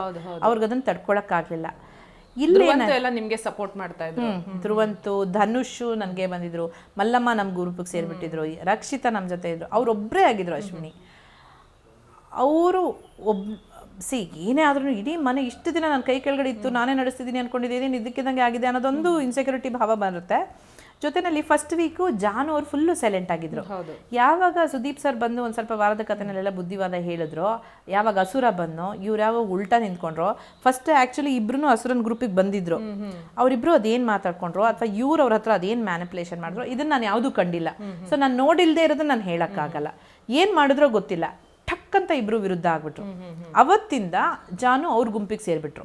ಬಹುಶಃ ಜಾನು ಅನ್ಕೊಂಡಿರ್ಬೋದು ಇವ್ರು ಫುಲ್ ಜೋರ್ ಮಾಡ್ತಿದ್ದಾರೆ, ಸ್ಕ್ರೀನ್ ಸ್ಪೇಸ್ ಸಿಗುತ್ತೆ, ಇವ್ರ ಜೊತೆ ನಾನು ಏನಾದ್ರು ಮಾಡಿದ್ರೆ ನಂದು ಕಂಟೆಂಟ್ ಸಿಗುತ್ತೆ. ಯಾಕಂದ್ರೆ ಫಸ್ಟ್ ವೀಕ್ ಅಶ್ವಿನಿ ಅವರೇ ಜಾನುಗ್ ಹೇಳಿದ್ರು ಅವ್ರು ಏನು ಮಾಡ್ತಾ ಇಲ್ಲ, ಸೈಲೆಂಟ್ ಆಗಿರ್ತಾರೆ ಕೂಡ ಮಾಡಿದ್ರಲ್ಲ. ಸೊ ಆ ಪಾಯಿಂಟ್ ಅವ್ರಿಗೆ ಟ್ರಿಗರ್ ಆಗಿರ್ಬೋದು. ಸರಿ ಗಲಾಟೆ ಇವ್ರು ಮಾಡ್ತಿದಾರಲ್ಲ, ಇವ್ರ ಜೊತೆ ಸೇರಿದ್ರೆ ನಾನು ಕಾಣಿಸ್ಕೊತೀನಿ ಅಂತಿರ್ಬೋದು. ಬಟ್ ಈ ಎಲ್ಲ ಬೇಡದೇ ಇರೋ ಕಂಟೆಂಟ್ ಕ್ರಿಯೇಷನ್ಗೆ, ಬೇಡದೇ ಇರೋ ಆಟಗಳಿಗೆ ಯಾರು ಮೂಲ ಕಾರಣ ನನಗೆ ಗೊತ್ತಿಲ್ಲ. ಬಟ್ ಇಬ್ರು ಒಬ್ರಿಗೊಬ್ರು ಸಪೋರ್ಟ್ ಆಗಿ ಅವ್ರನ್ನ ಇವ್ರು ಬಿಟ್ಕೊಡ್ತಿರಲಿಲ್ಲ, ಇವ್ರನ್ನ ಅವ್ರು ಬಿಟ್ಕೊಡ್ತಿರಲಿಲ್ಲ. ನೋಡ್ತಿದ್ರಿ, ಯಾರೋ ಉತ್ತಮ ಇನ್ಯಾರಿಗೋ ಮೆಡಲ್ಲು, ಯಾರೋ ಕಳಪೆ ನಾವು ಜೈಲಿಗೆ, ಇನ್ಯಾರೋ ಇಮ್ಯುನಿಟಿ ಸಿಗಬೇಕಾಗಿತ್ತು ಇನ್ಯಾರಿಗೋ ಸಿಕ್ತು. ಸೊ ನಾನು ಅದೇ ಹೇಳೋದು, ನನಗೆ ಒಳಗಡೆ ಇದ್ದು ಇಲ್ಲಿ ಹೊರಗಡೆ ಜಗತ್ತಿನಲ್ಲಿ ಹೇಗೆ ರಿಸೀವ್ ಆಗ್ತಿದೆ ಗೊತ್ತಿಲ್ವಲ್ಲ. ಹೊರಗಡೆ ಬಂದಮೇಲೆ ನಿಜವಾಗ್ಲೂ ಕನ್ನಡ ಜನತೆಗೆ ಒಂದು ದೊಡ್ಡ ಸಲಾಮ್. ನಾವೇನು ನೋಡಿದ್ವಿ ನೀವು ಅದೇ ನೋಡಿದ್ದೀರಲ್ಲ ಅಂತ ಭಾರಿ ಖುಷಿ ಆಗೋಯ್ತು. ಓಕೆ, ಇನ್ನು ಈ ಸೀಸನಲ್ಲಿ ಫಸ್ಟ್ ಜೈಲ್ಗೆ ಹೋಗಿದ್ದು ನೀವು ಮತ್ತೆ ರಾಶಿಕ್ ಅವರು. ನನಗೆ ಒಂದು ಡೌಟ್ ಮ್ಯಾಮ್, ಇದು ಹೆಂಗಂದ್ರೆ ಎಪಿಸೋಡ್ ನೋಡುವಾಗ ನನಗನ್ಸಿದ್ದು ನೀವಿಬ್ರು ಇಂಟೆನ್ಷನಲಿ ರೂಲ್ಸ್ ಬ್ರೇಕ್ ಮಾಡ್ತಾ ಇದ್ರಾ ಅಥವಾ ಗೊತ್ತಿಲ್ಲದಲ್ಲೇ ರೂಲ್ಸ್ ಬ್ರೇಕ್ ಮಾಡ್ತಾ ಇದ್ರಾ ಅಂತ. ಅಂದ್ರೆ ಇಂಟೆನ್ಷನಲಿ ಮಾಡಿದ್ವಿ, ಅಂದ್ರೆ ಅಗೇನ್ ಅಲ್ಲಿ ತಮಾಷೆ. ಅಂದ್ರೆ ನಮ್ಗೆ ಒಂದ್ ಸ್ವಲ್ಪ ಟಗ್ ಆಫ್ ವಾರ್ ಆಗಿತ್ತಲ್ಲ, ನಮಗ್ ಕಳಪೆ ಕೊಡ್ತೀರ, ನಮಗ್ ಗೊತ್ತಿಲ್ಲ, ಜುಟ್ಟು ನಮ್ ಕೈಯಲ್ಲಿದೆ ಇವಾಗ. ಬಟ್ ನಮ್ಗೆ ಶಿಕ್ಷೆ ಆಗತ್ತೆ ಅಂತ ಗೊತ್ತು ನಾವು ರೂಲ್ ಬ್ರೇಕ್ ಮಾಡಿದ್ರೆ. ಬಟ್ ಪಾಪ ಅವರು ತೀರಾ ರೂಮಿಂದ ಆಚೆ ಬಂದು ಅಲ್ಲಿ ಸೋಫಾ ಅವ್ರಿಗೆ ಆ ಥರ ಶಿಕ್ಷೆ ಕೊಡ್ಸೋದು ನಮ್ಮ ಇಂಟೆನ್ಷನ್. ನೀವೇನೋ ಮಾಡ್ತೀರಾ ಅಂದರೆ ನಾವು ಅದೇ ಲೆವೆಲ್ಗೆ ಇಳಿಯೋಕ್ಕಾಗಲ್ಲ. ನಾನು ಅದೇ ಹೇಳಿದ್ದು, ತಮಾಷೆಗೆ ಏನಾದರೂ ಮಾಡೋಣ, ಏನೋ ಒಂದು ಶಿಕ್ಷೆ ಬರುತ್ತೆ. ಅದರಲ್ಲೂ ಅಶ್ವಿನಿ ಅವ್ರು ಹೇಳಿದ್ರು, ನಾಳೆ ಶಿಕ್ಷೆ ಆದರೆ ನಾನು ತಗೊಳ್ತೀನಿ ಬಿಡಿ ಅಂತ ಹೇಳಿದ್ದೆ. ಏನಾದರೂ ಶಿಕ್ಷೆ ಆದರೆ ನೋಡೋಣ ಅಂತ. ತೀರಾ ಗಂಜಿ ಕುಡಿಬೇಕಾಗುತ್ತೆ ಅಂದಾಗ ಹೊಟ್ಟೆ ಹೊರ್ದತ್ತ. ಅಯ್ಯೋ, ಬರೀ ಅವರೊಬ್ಬರೇ ಅಲ್ವಲ್ಲ, ಮಿಕ್ಕಿದವ್ರು ಎಲ್ಲರೂ ಆಗೋದ್ರಲ್ಲ ನಮ್ಮಿಂದ. ಬಟ್ ಯಾರೂ ಅಷ್ಟು ಇದು ತಿಳ್ಕೊಳ್ಳಿಲ್ಲ. 2ನೇ ದಿನದ ಅಷ್ಟೊತ್ತಿಗೆ ಎಲ್ರಿಗೂ ಹಸುವಾಗೋಗಿತ್ತು. ಪಾಪ ಸಂಜೆ ಸುದೀಪ್ ಸರೇ ಕೊಡಿಸಿದ್ರು. ಬಟ್ ನಮ್ಗದು ಪೂರ್ತಿ ಔಟ್ ಆ್ಯಂಡ್ ಔಟ್ ತರಲೆ. ಆಮೇಲೆ ನಾವೆಲ್ಲೂ ಆ ಕಳಪೆ ಬೋರ್ಡ್ ಯೂಶಲಿ ಪ್ರೀವಿಯಸ್ ಅಲ್ಲೆಲ್ಲ ನೋಡ್ತೀನಲ್ಲ, ಅಳ್ತಾರೆ, ವಾದ ಮಾಡ್ತಾರೆ, ಅದು ಮಾಡ್ತಾರೆ. ನಾವು ಬಿಂದಾಸ್ ಆಗಿ ನಮ್ಗೇನು ಕೆಲಸ ಇಲ್ಲ, ಆರಾಮಾಗಿ ಜೈಲಲ್ಲಿ ಕೂತ್ಕೊಂಡು ಆ ಗಂಜಿ ಅಂತೂ ಅಮೃತ ಥರ ಫೀಲ್ ಆಯಿತು. ಮಜಾ ಮಾಡ್ಕೊಂಡ್ವಿ, ಬಂದ್ವಿ. ಆ್ಯಕ್ಚುಲಿ ಸುದೀಪ್ ಸರ್ ಎಷ್ಟು ಚೆನ್ನಾಗಿ ಹೇಳಿದ್ರು ಗೊತ್ತಾ, ನಾವು ಅಲ್ಲಿದ್ದಾಗ ತಲೆನೇ ಉಪಯೋಗಿಸಲ್ಲ. ಅವರೆಲ್ಲ ಅಯ್ಯೋ ಪಾಪ ಅವರಿಬ್ರು ಹೊರಗಡೆ ಇದ್ದಾರೆ. ನಾನು ಹೇಳಿದೆ ನನ್ನನ್ನು ಬಿಟ್ಟು ಕಟ್ ಮಾಡಂಗಿಲ್ಲ. ಒಳಗಡೆ ಇರೋರು ಹೌದು ಪಾಪ ಅವರಿಬ್ರು ಹೊರಗಡೆ ಇಲ್ಲ, ಅಲ್ಲೇ ಇನ್ನು ಸ್ವಲ್ಪ ಹೊತ್ತಲ್ಲಿ ಜೈಲಿಂದ ಆಚೆ ಬರ್ತಿದ್ರಲ್ಲ, ಆವಾಗಲೇ ಕಟ್ ಮಾಡಬೇಕಾಗಿತ್ತು, ನಿಮಗೆ ಬುದ್ಧಿ ಇರಲಿಲ್ವಾ ಅಂದರು. ಸಿಂಪಲ್ ಬಂದರು, ಅಲ್ಲಿ ಕಟ್ ಮಾಡಿದ್ರು. ಏನು ಒಬ್ಬರಿಂದೊಬ್ರು ಕೇಕ್ ಕೊಟ್ಟಿದ್ದು ನಮಗೆ ಗೊತ್ತು ತಪ್ಪು ಅಂತ, ತಿಂದಿದೆ, ಬಂದಾಗ ಬಿಡ್ತಾರ, ಅಲ್ಲೇನು ಸಿಗೋದೇ ಇಲ್ಲ. ಚೆನ್ನಾಗಿ ತಿಂದ್ವಿ, ಮಜಾ ಮಾಡಿದ್ವಿ, ಶಿಕ್ಷೆ ಆಯಿತು. ಅದಕ್ಕೂ ಆವು ಅಂತ ಹೇಳಿದ್ರು. ಬಟ್ ಆಮೇಲೆ ಸುದೀಪ್ ಸರ್ ಬೈದ್ರಲ್ಲ, ರೂಲ್ಸ್ ಕೊಟ್ಟಿರೋದು ಬಿಗ್ ಬಾಸ್, ನೀವು ಬೇಗ ಮಾಡ್ಕೊಳ್ಳಿ, ಮೂಲಭೂತ ಎಲ್ಲಿಂದ ಬಂದಿದೆ ಅಲ್ಲಿಗೆ ನೀವು ಇದು ಮಾಡಕ್ಕೆ ಹೋಗಬೇಡಿ ಅಂತ. ಅದಾದ್ಮೇಲೆ ಸೀರಿಯಸ್ ಆದ್ರು. ಓಕೆ, ಇನ್ನು ನಿಮ್ದು ರಾಶಿಯವ್ರದ್ದು ಒಂದು ಕ್ಲಾಶ್ ಆಗತ್ತೆ. ಅದು ತುಂಬ ಏನು ಅಂದರೆ ಬಹುಶಃ ಜಂಟಿಗಳಲ್ಲಿ ತುಂಬಾ ಚೆನ್ನಾಗಿ ಹೊಂದ್ಕೊಂಡಿದ್ದು ಒಂದು ಗಿಲ್ಲಿ ಮತ್ತೆ ಕಾವ್ಯ, ಇನ್ನೊಂದು ನೀವು ಮತ್ತೆ ರಾಶಿಕಾ ಅನ್ಸತ್ತೆ. ಅದು ಅಕ್ಕ ತಂಗಿ ಸಾಂಗ್ ಎಲ್ಲ ಅಷ್ಟೆಲ್ಲ ಮಾಡಿ ಅದೊಂದು ಕ್ಲಾಶ್ ಆಗ್ಬಿಡುತ್ತೆ ವಾಶ್ರೂಮ್ ವಿಚಾರಕ್ಕೆ. ಯಾಕದು ಎಲ್ಲಿ ಮಿಸ್ ಹೊಡಿತು ಅಂತ. ಆಕ್ಚುಲಿ ನಿಜ ಹೇಳ್ಬೇಕಂದ್ರೆ ಅದು ನಾನು ಅವಳು ಮಾಡಿದ ನಾಟಕ. ಆಕ್ಚುಲಿ ಸತೀಶ್ ಮತ್ತೆ ಚಂದ್ರಪ್ರಭಾ ಅಲ್ಲ ಮಾಡಿದ ನಾಟಕ, ನೀವಿಬ್ರು. ಅಂದ್ರೆ ಏನಾಯ್ತು ಗೊತ್ತಾ, ಒಂದು ಅಂದರೆ ರಾಶಿಕಾ ಪಾಪ almost half of my age. ನನಗೆ ನಾನು ಅವ್ರ ಏಜ್ನ ದಾಟಿ ಬಂದಿದ್ದೀನಿ. ಸೊ ಅವ್ರ ಎಲ್ಲ ಭಾವನೆಗಳು, ಬೇಕು ಬೇಡಗಳೆಲ್ಲ ಗೊತ್ತಾಗುತ್ತೆ, at least I can gauge. But ಅವರಿನ್ನೂ ನನ್ನ ಏಜ್ ರೀಚ್ ಆಗಿಲ್ಲ. ಬಟ್ ಅಷ್ಟೇ ಮೆಚೋರ್ಡ್ ಆಗಿ ನಾನು ಹೇಳಿದನ್ನೆಲ್ಲ ಕೇಳಿಸ್ಕೊಂಡ್ರು, ಆಕೆ ಅರ್ಥ ಮಾಡ್ಕೊಂಡ್ರು. ಸೊ ಆಮೇಲೆ ಕ್ಲಾಶಸ್ ಆಯಿತು ನಮ್ಮಲ್ಲಿ. ಆ ಕ್ಲಾಶಸ್ ಕಂಡಿರಲ್ಲ ಬಹುಶಃ, ಯಾಕಂದ್ರೆ ನಾವು ಯಾರಿಗೂ ಕಾರಣಕ್ಕೆ ಬಿಡಲಿಲ್ಲ. We wanted to be that ಜಂಟಿ. ಸುದೀಪ್ ಸರ್ ಹೇಳಿದ್ದಾರೆ ನೀವಿಬ್ರು ಒಬ್ಬರೇ ಅಂತ, ಬಿಗ್ ಬಾಸ್ ಹೇಳಿದ್ದಾರೆ ನೀವಿಬ್ರು ಒಬ್ಬರೇ ಅಂತ. ನಾವು ಒಬ್ಬರಾಗೆ ತೋರಿಸ್ಕೋಬೇಕು. ಸೊ ಮಧ್ಯದಲ್ಲಿ ಕ್ಲಾಶ್ ಆಯಿತು. ಮೇಲೋಗಿ ಕೂತ್ಕೊಂಡು ಮಾತಾಡ್ತಿದ್ವಿ, ಯಾರಿಗೂ ಕೇಳಿಸ್ದೇ ಇರೋಂಗೆ. ನಾವು ಹೋಗಿ ಸಾಲ್ವ್ ಮಾಡ್ಕೊಳ್ತಿದ್ವಿ. ಸಿಂಪಲ್ ಅಷ್ಟೇ ಲೈಫು. ಏನಾದರೂ ಡಿಫ್ರೆನ್ಸಸ್ ಆಫ್ ಒಪಿನಿಯನ್ ಅಂತ ಮಾಡ್ದ ಮುಗ್ದೇ ಹೋಯ್ತು. ಅದನ್ನ ಮಾಡಲ್ವೇ ನಾವು, ಜಗಳ ಆಡಬೇಕು, ಎಲ್ಲರೂ ನಮ್ಮನ್ನು ನೋಡ್ಬೇಕಲ್ಲ. ಅಲ್ಲಿ ನಾವೇನೋ ಮಾಡಿದ್ವಿ, ಏನೋ ಬಾತ್ರೂಮ್ಗೆ ಏನೋ ಹೋದಾಗ ಸುಮ್ಮನೆ ಬೋರ್ ಆಗ್ತಿದೆ ಒಂದೇ ಥರ ಮಾಡೋದು. ಅವತ್ತು ಅವಳು ಡಿಸೈಡ್ ಮಾಡಿದ್ರೆ ನಾನು ವಿರುದ್ಧ ಹೋಗ್ತೀನಿ, ಹಸುರನ್ ವಿರುದ್ಧ. ಅಂದರೆ ಅವ್ರು ಬೇರೆ ನಾಮಿನೇಟ್ ಮಾಡಿಬಿಟ್ಟಿದ್ರು, ರಾಶಿಕನೇ ಕಾರಣ ಅಂತ. ಅದು ಅವಳಿಗೆ ಕೋಪ ಬಂದಿತ್ತು. ಇಲ್ಲ ಅಕ್ಕ, ನಾನು ಅವ್ರಿಗೆ ಸಪೋರ್ಟ್ ಮಾಡಲ್ಲ, ನಾನು ಸಪ್ರೇಟ್ ಹೋಗ್ತೀನಿ, ನಾನು ವಿರುದ್ಧವಾಗಿ ಹೋಗ್ತೀನಿ. ಹೋಗು, ನಿನ್ನ ಇಷ್ಟ, ನಾವು ಜಂಟಿಯಾಗಿದ್ದೀವಿ ಅಷ್ಟೇ, but that is your decision, ಮಾಡು ಅಂತ. ಸುಮ್ಮನೆ ಮಾಡೋದು ಬೇಡ, ಮಧ್ಯದಲ್ಲಿ ಎಲ್ಲರೂ ಜಗಳ ಆಡೋಣ, ಮಜಾ ಇರುತ್ತೆ ನಾವಿಬ್ರು ಅಂತ. ಕಳ್ರು ಇಬ್ರು. ಬಟ್ ಅಲ್ಲಿ ಇನ್ನೊಂದು ಸತ್ಯ ಗೊತ್ತಾಗುತ್ತೆ ನೋಡಿ, ನಾವಿಬ್ರು ಆ ನಾಟಕದಲ್ಲಿ ಅಶ್ವಿನಿ ಅವ್ರೊಂದು ಮಾತು ಹೇಳ್ತಾರೆ, ಅವರಿಬ್ಬರಲ್ಲೇ ಕಿತ್ಕೊಂಡ್ಬಿಡ್ತು. ಅಂದ್ರೆ ಒಬ್ರದು ಬಾಂಧವ್ಯ ಕಟ್ಟಾಗೋದನ್ನ ಎಷ್ಟು ಜನ ಬಯಸ್ತಿರ್ತಾರೆ. ಆಮೇಲೆ ಅವ್ರಿಬ್ರು ಆಕ್ಚುಲಿ ರಾಶಿಕಾಗ ಹೇಳ್ತಾರಲ್ಲ, ಅಂದ್ರೆ ಒಂದು ಹೆಣ್ಣು ಹುಡುಗಿಗೆ ನೀವು ಈ ತರ ಪರ ನಿಲ್ಬೇಕು, ನೀವು ಹೆಣ್ಣು ಹುಡುಗಿಗೆ ಏನೋ ಸಮಸ್ಯೆ ಅಂತ ಹೇಳ್ತಾ ಇದ್ದಾಳೆ, ಬಟ್ ನೀವು ನೋಡಿದ್ರೆ ಹಿಂಗೆ ನಗ್ತಾ ಕೂತಿದ್ದೀರಾ ಅಂತ ಹೇಳ್ಬಿಟ್ಟು ಗಲಾಟೆ ಆಗುತ್ತೆ. ಅದ್ರಲ್ಲಾದ್ರೂ ಗೊತ್ತಾಗಲ್ವಾ? ನಾನು ಏನು ಮಾತಾಡಲಿಲ್ಲ. ಅದರಲ್ಲಿ ಎಲ್ಲೆಲ್ಲಿ ಬೇಳೆಕಾಳುಗಳನ್ನ ಬೇಯಿಸ್ಕೋಬೋದೋ ಎಲ್ಲ ಕಡೆ ಬೇಳೆ ಹಾಕ್ತಾ ಇರ್ತಾರೆ, ಬಟ್ ಅಲ್ಲಿ ಬೇಯಕ್ಕೆ ನೀರು ಇಲ್ಲ, ಉರಿನೂ ಇಲ್ಲ. ಅದಿದ್ದು ಬರೀ ತಮಾಷೆ ಅಷ್ಟೇ. ಆಮೇಲೆ ನಾವು ಹೋಗಿ ಅಂದ್ರೆ ಅವತ್ತು ಹುಷಾರಿಲ್ಲ ರಾಶಿಗೆ, ಅವಳಿಗೆ ಆ ಪೇನ್ಗೆ ಸಿಕ್ಕಾಪಟ್ಟೆ ಹೊಟ್ಟೆ ಪೇನ್ ಇತ್ತು, ಅವಳ ಮಂತಿ ಪ್ರಾಬ್ಲಮ್ ಆಗಿತ್ತು, ಹಾಗಾಗಿ ಆಗ್ತಾ ಇಲ್ಲ ಅಕ್ಕ, ನಂಗೆ ತುಂಬ ಹಿಂಸೆ ಆಗ್ತಿದೆ ಅಂತ. ಅದು ಬಿಟ್ರೆ ಅವಳು ಹತ್ತಿದ್ದು ಅದೇ ಕಾರಣಕ್ಕೆ ಬಿಟ್ರೆ ಬೇರೆ ಏನು ಕಾರಣಕ್ಕೂ ಅಲ್ಲ, ತಮಾಷೆ ಅಷ್ಟೇ. That was totally fun. Okay. ಇನ್ನು ಸತೀಶ್ ಅವರು ಮಾತೆತ್ತಿದ್ರೆ ಮಂಜು ಭಾಷಿಣಿ ಅವ್ರನ್ನೇ ಟಾರ್ಗೆಟ್ ಮಾಡ್ತಾ ಇದ್ದಿದ್ದು. ಅಂದ್ರೆ ಅವ್ರೇನೋ ನೀವೇನೋ ಎಲ್ಲರನ್ನೂ ಕೂರಿಸ್ಕೊಂಡು ಹಿಂಗೆ ನಾಮಿನೇಟ್ ಮಾಡೋಣ, ಈ ತರ ಮಾಡೋಣ ಅಂತ ಡಿಸ್ಕಸ್ ಮಾಡ್ತಾ ಇದ್ರಿ ಅಂತ. ಕೊನೆಗೆ ಬಂದು ಇಲ್ಲಿ ಇಂಟರ್ವ್ಯೂನಲ್ಲೇ ಅವರೊಂಥರ ಶಕುನಿ ತರ ಅನ್ನೋದೇ ಒಂದು ಪದನೇ ಕೊಟ್ಬಿಟ್ರು ನಿಮಗೆ. ಅದೇನಕ್ಕೆ ಅಂತ ನನಗೂ ಇದುವರೆಗೂ ಅರ್ಥ ಆಗಿಲ್ಲ. ಯಾಕೆಂದ್ರೆ ಬಹುಶಃ ಏನಾಯಿತು, ಅವ್ರು ಫಸ್ಟ್ ಡೇಯಿಂದನೂ ನೀವು ಅವ್ರು ಇಂಟರ್ವ್ಯೂ ಮಾಡಿದರೆ ಅವರು 100 ಕೋಟಿಗಿಂತ ಕಡಿಮೆ ಇಳಿಯೋರೇ ಅಲ್ಲ. ಅದು ನಿಮ್ಗೆ ಒಂದು ಇಂಟರ್ವ್ಯೂನಲ್ಲಿ ಎಷ್ಟು ಸತಿ ಹೇಳಿರ್ತಾರೆ, ನಮ್ಗೆ ಆ 3 ವಾರದಲ್ಲಿ 2.5 ವಾರದಲ್ಲಿ ಎಷ್ಟು ಸತಿ ಹೇಳಿರ್ಬೋದು ಯೋಚನೆ ಮಾಡಿ. ಫಸ್ಟ್ ನಾವೇನು ಜಡ್ಜ್ ಮಾಡೋಕ್ಕಾಗಲ್ಲ. ನೀವೇನೋ ಹೇಳಿದ್ರೆ ಹೌದಾ ಕೇಳಿಸ್ಕೋಬೋದು. ನಾನು ಹೇಳಿದೆ, ನನಗೆ ಹೊರಗಡೆ ಅವ್ರು ಯಾರೂ ಗೊತ್ತಿಲ್ಲ, ಸೊ ಸುಮ್ಮನೆ ನಾನೇ ಒಂದು ಜಡ್ಜ್ಮೆಂಟಿಗೆ ಬರೋಕ್ಕಾಗಲ್ಲ. ಇರ್ಬೋದೇನೋ ಅಂತ. ಬಟ್ ಅದು ಎಲ್ಲಿ ಜಾಸ್ತಿ ಆಗೋಕ್ಕೆ ಶುರು ಆಗೋಯ್ತು. ಕೆಲವರೆಲ್ಲ ತಮಾಷೆ ಮಾಡ್ತಿದ್ರಾ, ನಗು ಬಂದೇ ಬರುತ್ತೆ, ನಾನು ನಗ್ತಿದ್ದೆ. ಬಟ್ ಅವ್ರು ನನ್ನನ್ನೇ ಯಾಕೆ ಟಾರ್ಗೆಟ್ ಮಾಡಿದ್ರು ನನಗೆ ಗೊತ್ತಿಲ್ಲ. ಬಹುಶಃ ನನಗನ್ಸೋದು ಚಂದ್ರಣ್ಣನ ವಿಷಯ ಬಂತಲ್ಲ, ಚಂದ್ರಣ್ಣ ಪಾಪ ಇವರು 6 ಗಂಟೆ ಹೋಗ್ತಾ ಇದ್ದಿದ್ದು ನಿಜ. ಅದು 6 ಗಂಟೆ ಅಂದ್ರೆ 6 ಗಂಟೆನೂ ಬಾತ್ರೂಮಲ್ಲಿ ಇರ್ತಿರ್ಲಿಲ್ಲ, ಟಾಯ್ಲೆಟ್ ರೂಮಲ್ಲಿ ಇರ್ತಿದ್ರು. ಟಾಯ್ಲೆಟ್ ರೂಮಲ್ಲಿ ಇರ್ತಿರ್ಲಿಲ್ಲ, ಹೊರಗಡೆ ಆ ಹಾಲ್ ಇತ್ತಲ್ಲ, ಅಲ್ಲೊಂದು ಗಂಟೆ ಸ್ನಾನ ಮಾಡ್ಕೊಂಬಂದ್ರೆ ಕೂಲ್ಗೆ ಹಚ್ಚು, ಮುಖಕ್ಕೆ ಹಚ್ಚು, ಅದು ಮಾಡು ಇದು ಮಾಡು, ಅಷ್ಟೊತ್ತಾಗ್ಬಿಡೋದು. ನಾವೆಲ್ಲ ಹೋಗಿ ಸ್ನಾನ ಮಾಡಿ ಊಟ ಮಾಡಿ ಏನೇ ಬಂದ್ರು ಪಾಪ ಚಂದ್ರಣ್ಣ ಹಿಂಗೆ ಕೂತಿರೋದು. ಅದು ನಾವಿವತ್ತು ನಗ್ತೀವಿ, ಅಷ್ಟು ಈಸಿ ಅಲ್ಲ. ಚಂದ್ರಣ್ಣ ಆಗಿರೋದಕ್ಕೆ ಸಹಿಸ್ಕೊಂಡಿದ್ದಾರೆ, ಆಯ್ತಾ? ಸಿಚುಯೇಷನ್ ಇದ್ದವರಿಗೆ ಅಷ್ಟೇ. ಫಸ್ಟ್ ಆಫ್ ಆಲ್ ನಮ್ಮತನ ತೋರ್ಸಕ್ಕಾಗಲ್ಲ, ನೀವು ತೋರಿಸ್ತಿಲ್ಲ ಅಂತ ಅಲ್ಲಿ ಉಗಿತಾ ಇದ್ದಾರೆ ಸುದೀಪ್ ಸರ್. ನಾನು ಟಾಯ್ಲೆಟ್ ಅಲ್ಲಿ ಏನ್ ತೋರಿಸ್ಲಿ ಅಂತ ಅವರು ಇನ್ನೇನು ತೋರ್ಸಕ್ಕಾಗ. ಆಮೇಲೆ ಫ್ರಸ್ಟ್ರೇಷನ್. ಅವತ್ತು ಬೆಳಿಗ್ಗೆ ಹೋಗಿದ್ದಾರೆ, ನಾನು ಅವತ್ತು ಸ್ನಾನಕ್ಕೆ ಅಂತ ಬಂದೆ, ಬ್ಯುಸಿ ಆಗಿತ್ತು. ಏನು ಚಂದ್ರಣ್ಣ ಯಾವುದು ಖಾಲಿ ಇಲ್ವೇ ನೋಡಿ, ಮಂಜಕ್ಕ ಹೋಗಿದ್ದಾರೆ, ತೋರಿಸ್ತಾ ಇದ್ದಾರೆ ನೋಡಿ, ಅಭಿ ಹೋದ ನೋಡಿ, ಇವ್ರು ಹೋದ್ರು ನೋಡಿ, ಅವರು. ನಾನು ಒಂದ್ಸತಿ ಹೋಗಿ ಬಂದ್ರು 6 ಜನ ಹೋಗಿದ್ದಾರೆ, ಇನ್ನೂ ಬಂದಿಲ್ಲ. ಹೇರ್ ಕಲರ್ ಮಾಡ್ಕೊಡ್ಬೇಕಂತ ಅವ್ರು. ಮಾಡ್ಕೊ, ನೀನು ಜಂಟಿ ಆಗಿದ್ಯಾ. ನಾನು ಹೇಳೋದು ಅವ್ರ ಬಗ್ಗೆನೂ ನಾನು ಯೋಚನೆ ಮಾಡಬೇಕಲ್ವಾ. ಅದಕ್ಕೆ ನಾನು ರಾಶಿಗೆ ಯಾಕೆ ಅಂತ ಹೇಳಿದ್ರೆ ಇಬ್ರು ಯೋಚನೆ ಮಾಡ್ತಿದ್ವಿ. ಯೋಚನೆ ಮಾಡಿಲ್ಲ ಯಪ್ಪ. ಆಮೇಲೆ ಇಬ್ರು ಬಂದಿರಲಿಲ್ಲ. ಅಷ್ಟೊತ್ತಿಗೆ ನಂಗೆ ಆಗ್ತಾ ಇಲ್ಲ ಮಂಜಕ್ಕ ತಡ್ಕೊಳಕ್ಕೆ ಫ್ರಸ್ಟ್ರೇಟೆಡ್ ಆಗೋಗಿದ್ರು ಅವರು. ಅದನ್ನ ಅವ್ರಿಗೆ ನೀರು ಕುಡಿಯೋಕೆ ಬಾಯಾರಿಕೆ ಆಗ್ತಿದೆ. 6 ಗಂಟೆಯಿಂದ ಟಾಯ್ಲೆಟಲ್ಲಿ ನೀರು ಕುಡಿಯೋಕೆ ಹೋದ್ರೆ ಅಲ್ಲಿ ನಮ್ಮ ಸುದಿ ಇದಾರಲ್ಲ, ಅವ್ರು ಬಂದು ಏನೇನೋ ಮಾಡಿದ್ರು, ಗ್ಲಾಸ್ ಹೊಡೆದು ಹಾಕಿದ್ರು, ಅಳ್ತಾ ಇದ್ದಾರೆ. ಯಾರು ನಾಟಕ ಮಾಡ್ತಾರೆ, ಯಾರು ನಾಟಕ ಮಾಡ್ತಾರೆ ಗೊತ್ತಾಗ್ತಿದೆ, ನಡುಕ್ತಿದ್ದಾರೆ, ಅಳ್ತಿದ್ದಾರೆ. ಆಕ್ಚುಲಿ ಅವ್ರು ನಮ್ಮ ಇಂಟರ್ವ್ಯೂನಲ್ಲಿ ಏನು ಹೇಳಿದ್ರು, ಸತೀಶ್ ಅವರೇ ಲಾಸ್ಟ್ ಬಂದಾಗ, ಇವರು ನಿಮ್ಗೆಲ್ಲ ಕರೆಕ್ಟ್ ಈ ಕ್ವಶನ್ ಮೇನ್ ಇದೆ ನೋಡಿ, ನಿಮ್ಗೆ ಬಿಗ್ ಬಾಸ್ ಮನೆಯಿಂದ ಎಲ್ಲ ಹೊರಗೆ ಬಂದ್ಬಿಡ್ತೀರಲ್ಲ ಇದ್ದಕ್ಕಿದ್ದಂಗೆ, ಅದೊಂದು ಇಶ್ಯೂ ಆಗಿ ಜಾಲಿವುಡ್ದು. ಹೇಗಿತ್ತು ಅದು? ಮನೆಯಿಂದ ಹೆಂಗೆ ಕರ್ಕೊಂಬಂದ್ರು ನಮ್ಮನ್ನ ಅದೇ ಕಣ್ಣು ಮುಚ್ಚಿಬಿಟ್ಟು ಎಲ್ಲ ಕರ್ಕೊಂಡು ಹೋದ್ರು. ನಾವೇನೋ ಟಾಸ್ಕ್ ಏನೋ ಅಥವಾ ಟೆಕ್ನಿಕಲ್ ಇಶ್ಯೂ ಏನಾದರೂ ಆಗಿದೆಯೋ ಚೆಕ್ ಮಾಡಿದಾರೇನೋ ಅಂತ ಅನ್ಕೊಂಡು ಕೂತಿದ್ವಿ. ಅಷ್ಟೊತ್ತಿಗೆ ಅಫಿಷಿಯಲ್ಸ್ ಬರ್ತಾರೆ, ಗೌರ್ಮೆಂಟ್ ಅಫಿಷಿಯಲ್ಸ್ ಬರ್ತಾರೆ ಅಂತ ಹೇಳಿದ್ರು. ಇವ್ರು ಬಂದರು, ಅದೇ ಜಲಮಾಲಿನ್ಯ ವಾಯು ಮಾಲಿನ್ಯ ಆಗಿದೆ, ಸೊ ನಾವು ಜಾಲಿವುಡ್ನ ಮುಚ್ತಾ ಇದ್ದೀವಿ, ನೀವು ಮನೆಗಾದರೂ ಹೋಗಿ ಎಲ್ಲಾದರೂ ಹೋಗಿ ಅಂದ್ಬಿಟ್ರು. ಹೆಂಗಿತ್ತು ಮತ್ತೆ ನಿಮ್ದು ಮೈಂಡ್ ಸೆಟ್ ಅಲ್ಲಾಗ? ಆದ್ರೆ ಅಯ್ಯೋ 10 ದಿನ ನಾನು ಮುಗ್ದೇ ಹೋಯ್ತಾ, ನಮ್ದು ಇನ್ನೂ ಪಯಣನೇ ಶುರುವಾಗಿಲ್ಲ, ಇನ್ನೂ ಗಂಟು ಬಿಚ್ಕೊಂಡಿಲ್ಲ, ಆಗಲೇ ಮುಗ್ದೇ ಹೋಯ್ತಾ ಅಂತ ಒಬ್ಬೊಬ್ರಿಗೊಂದೊಂದು ಟೆನ್ಷನ್ನು. ಯಾಕಂದ್ರೆ ಎಲ್ಲರೂ ಏನೋ ಪ್ರೂವ್ ಮಾಡಬೇಕು, ಏನೋ ಪಡಿಬೇಕು ಅಂತ ಬಂದಿರ್ತಾರೆ. 10 ದಿನಕ್ಕೆ ಮುಚ್ಚೋಯ್ತಾ ಅಂತ ಒಂಥರ ಎಲ್ರಿಗೂ ಒಂಥರ ಟೆನ್ಷನ್ ಆಗಿತ್ತು. ಬಟ್ ನಂಬಿಕೆನೂ ಇತ್ತು. ಅದು ಜಾಲಿವುಡ್ ಪ್ರಾಬ್ಲಮ್ಮು. ನಾವು ಕಾಂಟ್ರಾಕ್ಟ್ ಮಾಡ್ಕೊಂಡಿರೋದು ಬಿಗ್ ಬಾಸ್ ಮನೆ, ಇವ್ರ ಹತ್ರ, ಈ ಕಲರ್ಸ್ ಟಿವಿ ಎಂಡ್ರಮಾಲ್. ಸೊ ಅವ್ರು ಅದಕ್ಕೇನೋ ದಾರಿ ಕಂಡಿರ್ತಾರೆ. ಕಿಚ್ಚ ಸುದೀಪ್ ಸರ್ ಇದ್ದಾರೆ. ಆಮೇಲೆ ಎಷ್ಟು ದುಡ್ಡು ಇನ್ವೆಸ್ಟ್ ಆಗಿರುತ್ತೆ, ಎಷ್ಟು ಪ್ಲ್ಯಾನ್ಗಳು ನಡೆದಿರುತ್ತೆ, ಎಷ್ಟು ಜನಗಳು ಕೆಲಸ ಮಾಡ್ತಿರ್ತಾರೆ, ಎಷ್ಟು ಮನೆಗಳು ನಡೀತಿರುತ್ತೆ. ಅದೆಲ್ಲ ಹಾಗೆ 10 ದಿನದಲ್ಲಿ ನೀರಲ್ಲಿ ಹೋಮ ಮಾಡಿಬಿಡ್ತಾರಾ? ಅದೊಂದು ಹೋಪ್ ಇತ್ತು, ಏನೋ ಮಾಡಬಹುದು ಅಂತ. ಬಟ್ ಹಂಗೆ ತಕ್ಕನಾಗೆ ಮಾಡಿದ್ರು. ನಮಗೆ ಕೆಲವೊಂದು ಏನು ಬ್ಲ್ಯಾಕ್ ಝೋನ್ಸಲ್ಲಿ ಇಟ್ಟಿದ್ರು. ಅಲ್ಲೂ ಅಷ್ಟೇ ಏನಿಲ್ಲ, ಹೊರ ಪ್ರಪಂಚದ ಅರಿವೇ ಇಲ್ಲ ನನಗೆ. ಕರ್ಕೊಂಡೋದ್ರು, ಇಟ್ಟರು, ಚೆನ್ನಾಗಿ ನೋಡ್ಕೊಂಡ್ರು, ಕರ್ಕೊಂಡು ಬಂದರು, ಬಿಟ್ರು, ಆಡ್ಕೊಳ್ಳಿ ಮತ್ತೆ ಅಂತ. ಆ್ಯಕ್ಚುಲಿ ಅಲ್ಲಿ ಇವರಿಬ್ರು ಡಿಸ್ಕಸ್ ಮಾಡಿದ್ದಂತೆ, ಯಾರು ಸತೀಶ್ ಅವರು ಮತ್ತು ಚಂದ್ರಪ್ರಭಾ ಅವರು, ನಾವು ಈ ಥರ ಮನೆಗೆ ಹೋದ್ಮೇಲೆ ಹಿಂಗೆ ನಾಟಕ ಮಾಡೋಣ ಅಂತ, ಹಂಗಂತ ಸತೀಶ್ ಅವ್ರು ಹೇಳಿದರು. ನಾನು ಹೇಳಿಲ್ವಾ, ಬರೀ ಊಹಾಪೋಹದ ಪ್ರಪಂಚದಲ್ಲೇ ಇರ್ತಾರೆ ಅವರು. ನೀವು ನೋಡಿದ್ದೀರಾ ಎಲ್ಲಾದರೂ?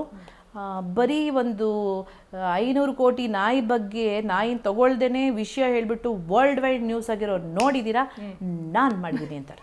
ಹೆಂಗೆ ನಂಬ್ತೀರಾ ಅದನ್ನು? ನಾನು ಫಸ್ಟ್ ಆಫ್ ಆಲ್ ನಾನು ನೋಡಿಲ್ಲ. ಏನಾದರೂ ನೋಡಿದರೆ ಓ ಹೌದಪ್ಪ 100 ಕೋಟಿ ಇಲ್ದಿದ್ರೂ ಒಂದು 10 ಕೋಟಿ ಅಂತ ಹೇಳ್ಬೋದು. ನನಗೆ ಗೊತ್ತೇ ಇಲ್ಲ. ನೀವೆಲ್ಲ ಹೇಳ್ತಾ ನೀವು ಇರ್ಬೋದು ಹೊರ ಪ್ರಪಂಚದಲ್ಲಿ, ನನಗೆ ಇವತ್ತಿಗೂ ಇನ್ನೂ ಗೊತ್ತಾಗಿಲ್ಲ, ಯಾಕಂದ್ರೆ ನಾನು ನೋಡಿಲ್ಲ. ಇರಬಹುದು ನೀವು. ನಾನು ಏನೋ ಅಂತ ಅಂದ್ಬಿಟ್ಟು ನಾನು ಅಲ್ಲಿ ಪೂಂಗಕ್ಕೆ ಬರ್ತೀನಿ, ನಾ ಇನ್ಯಾರೋ ಇನ್ನೇನೋ ಆಗಿರ್ತಾರೆ ಪೂಂಗಕ್ಕೆ ಬರ್ತಾರ. ಆ ಮನೆಗೆ ಬಂದಮೇಲೆ ಎಲ್ಲರೂ ಒಂದೇ.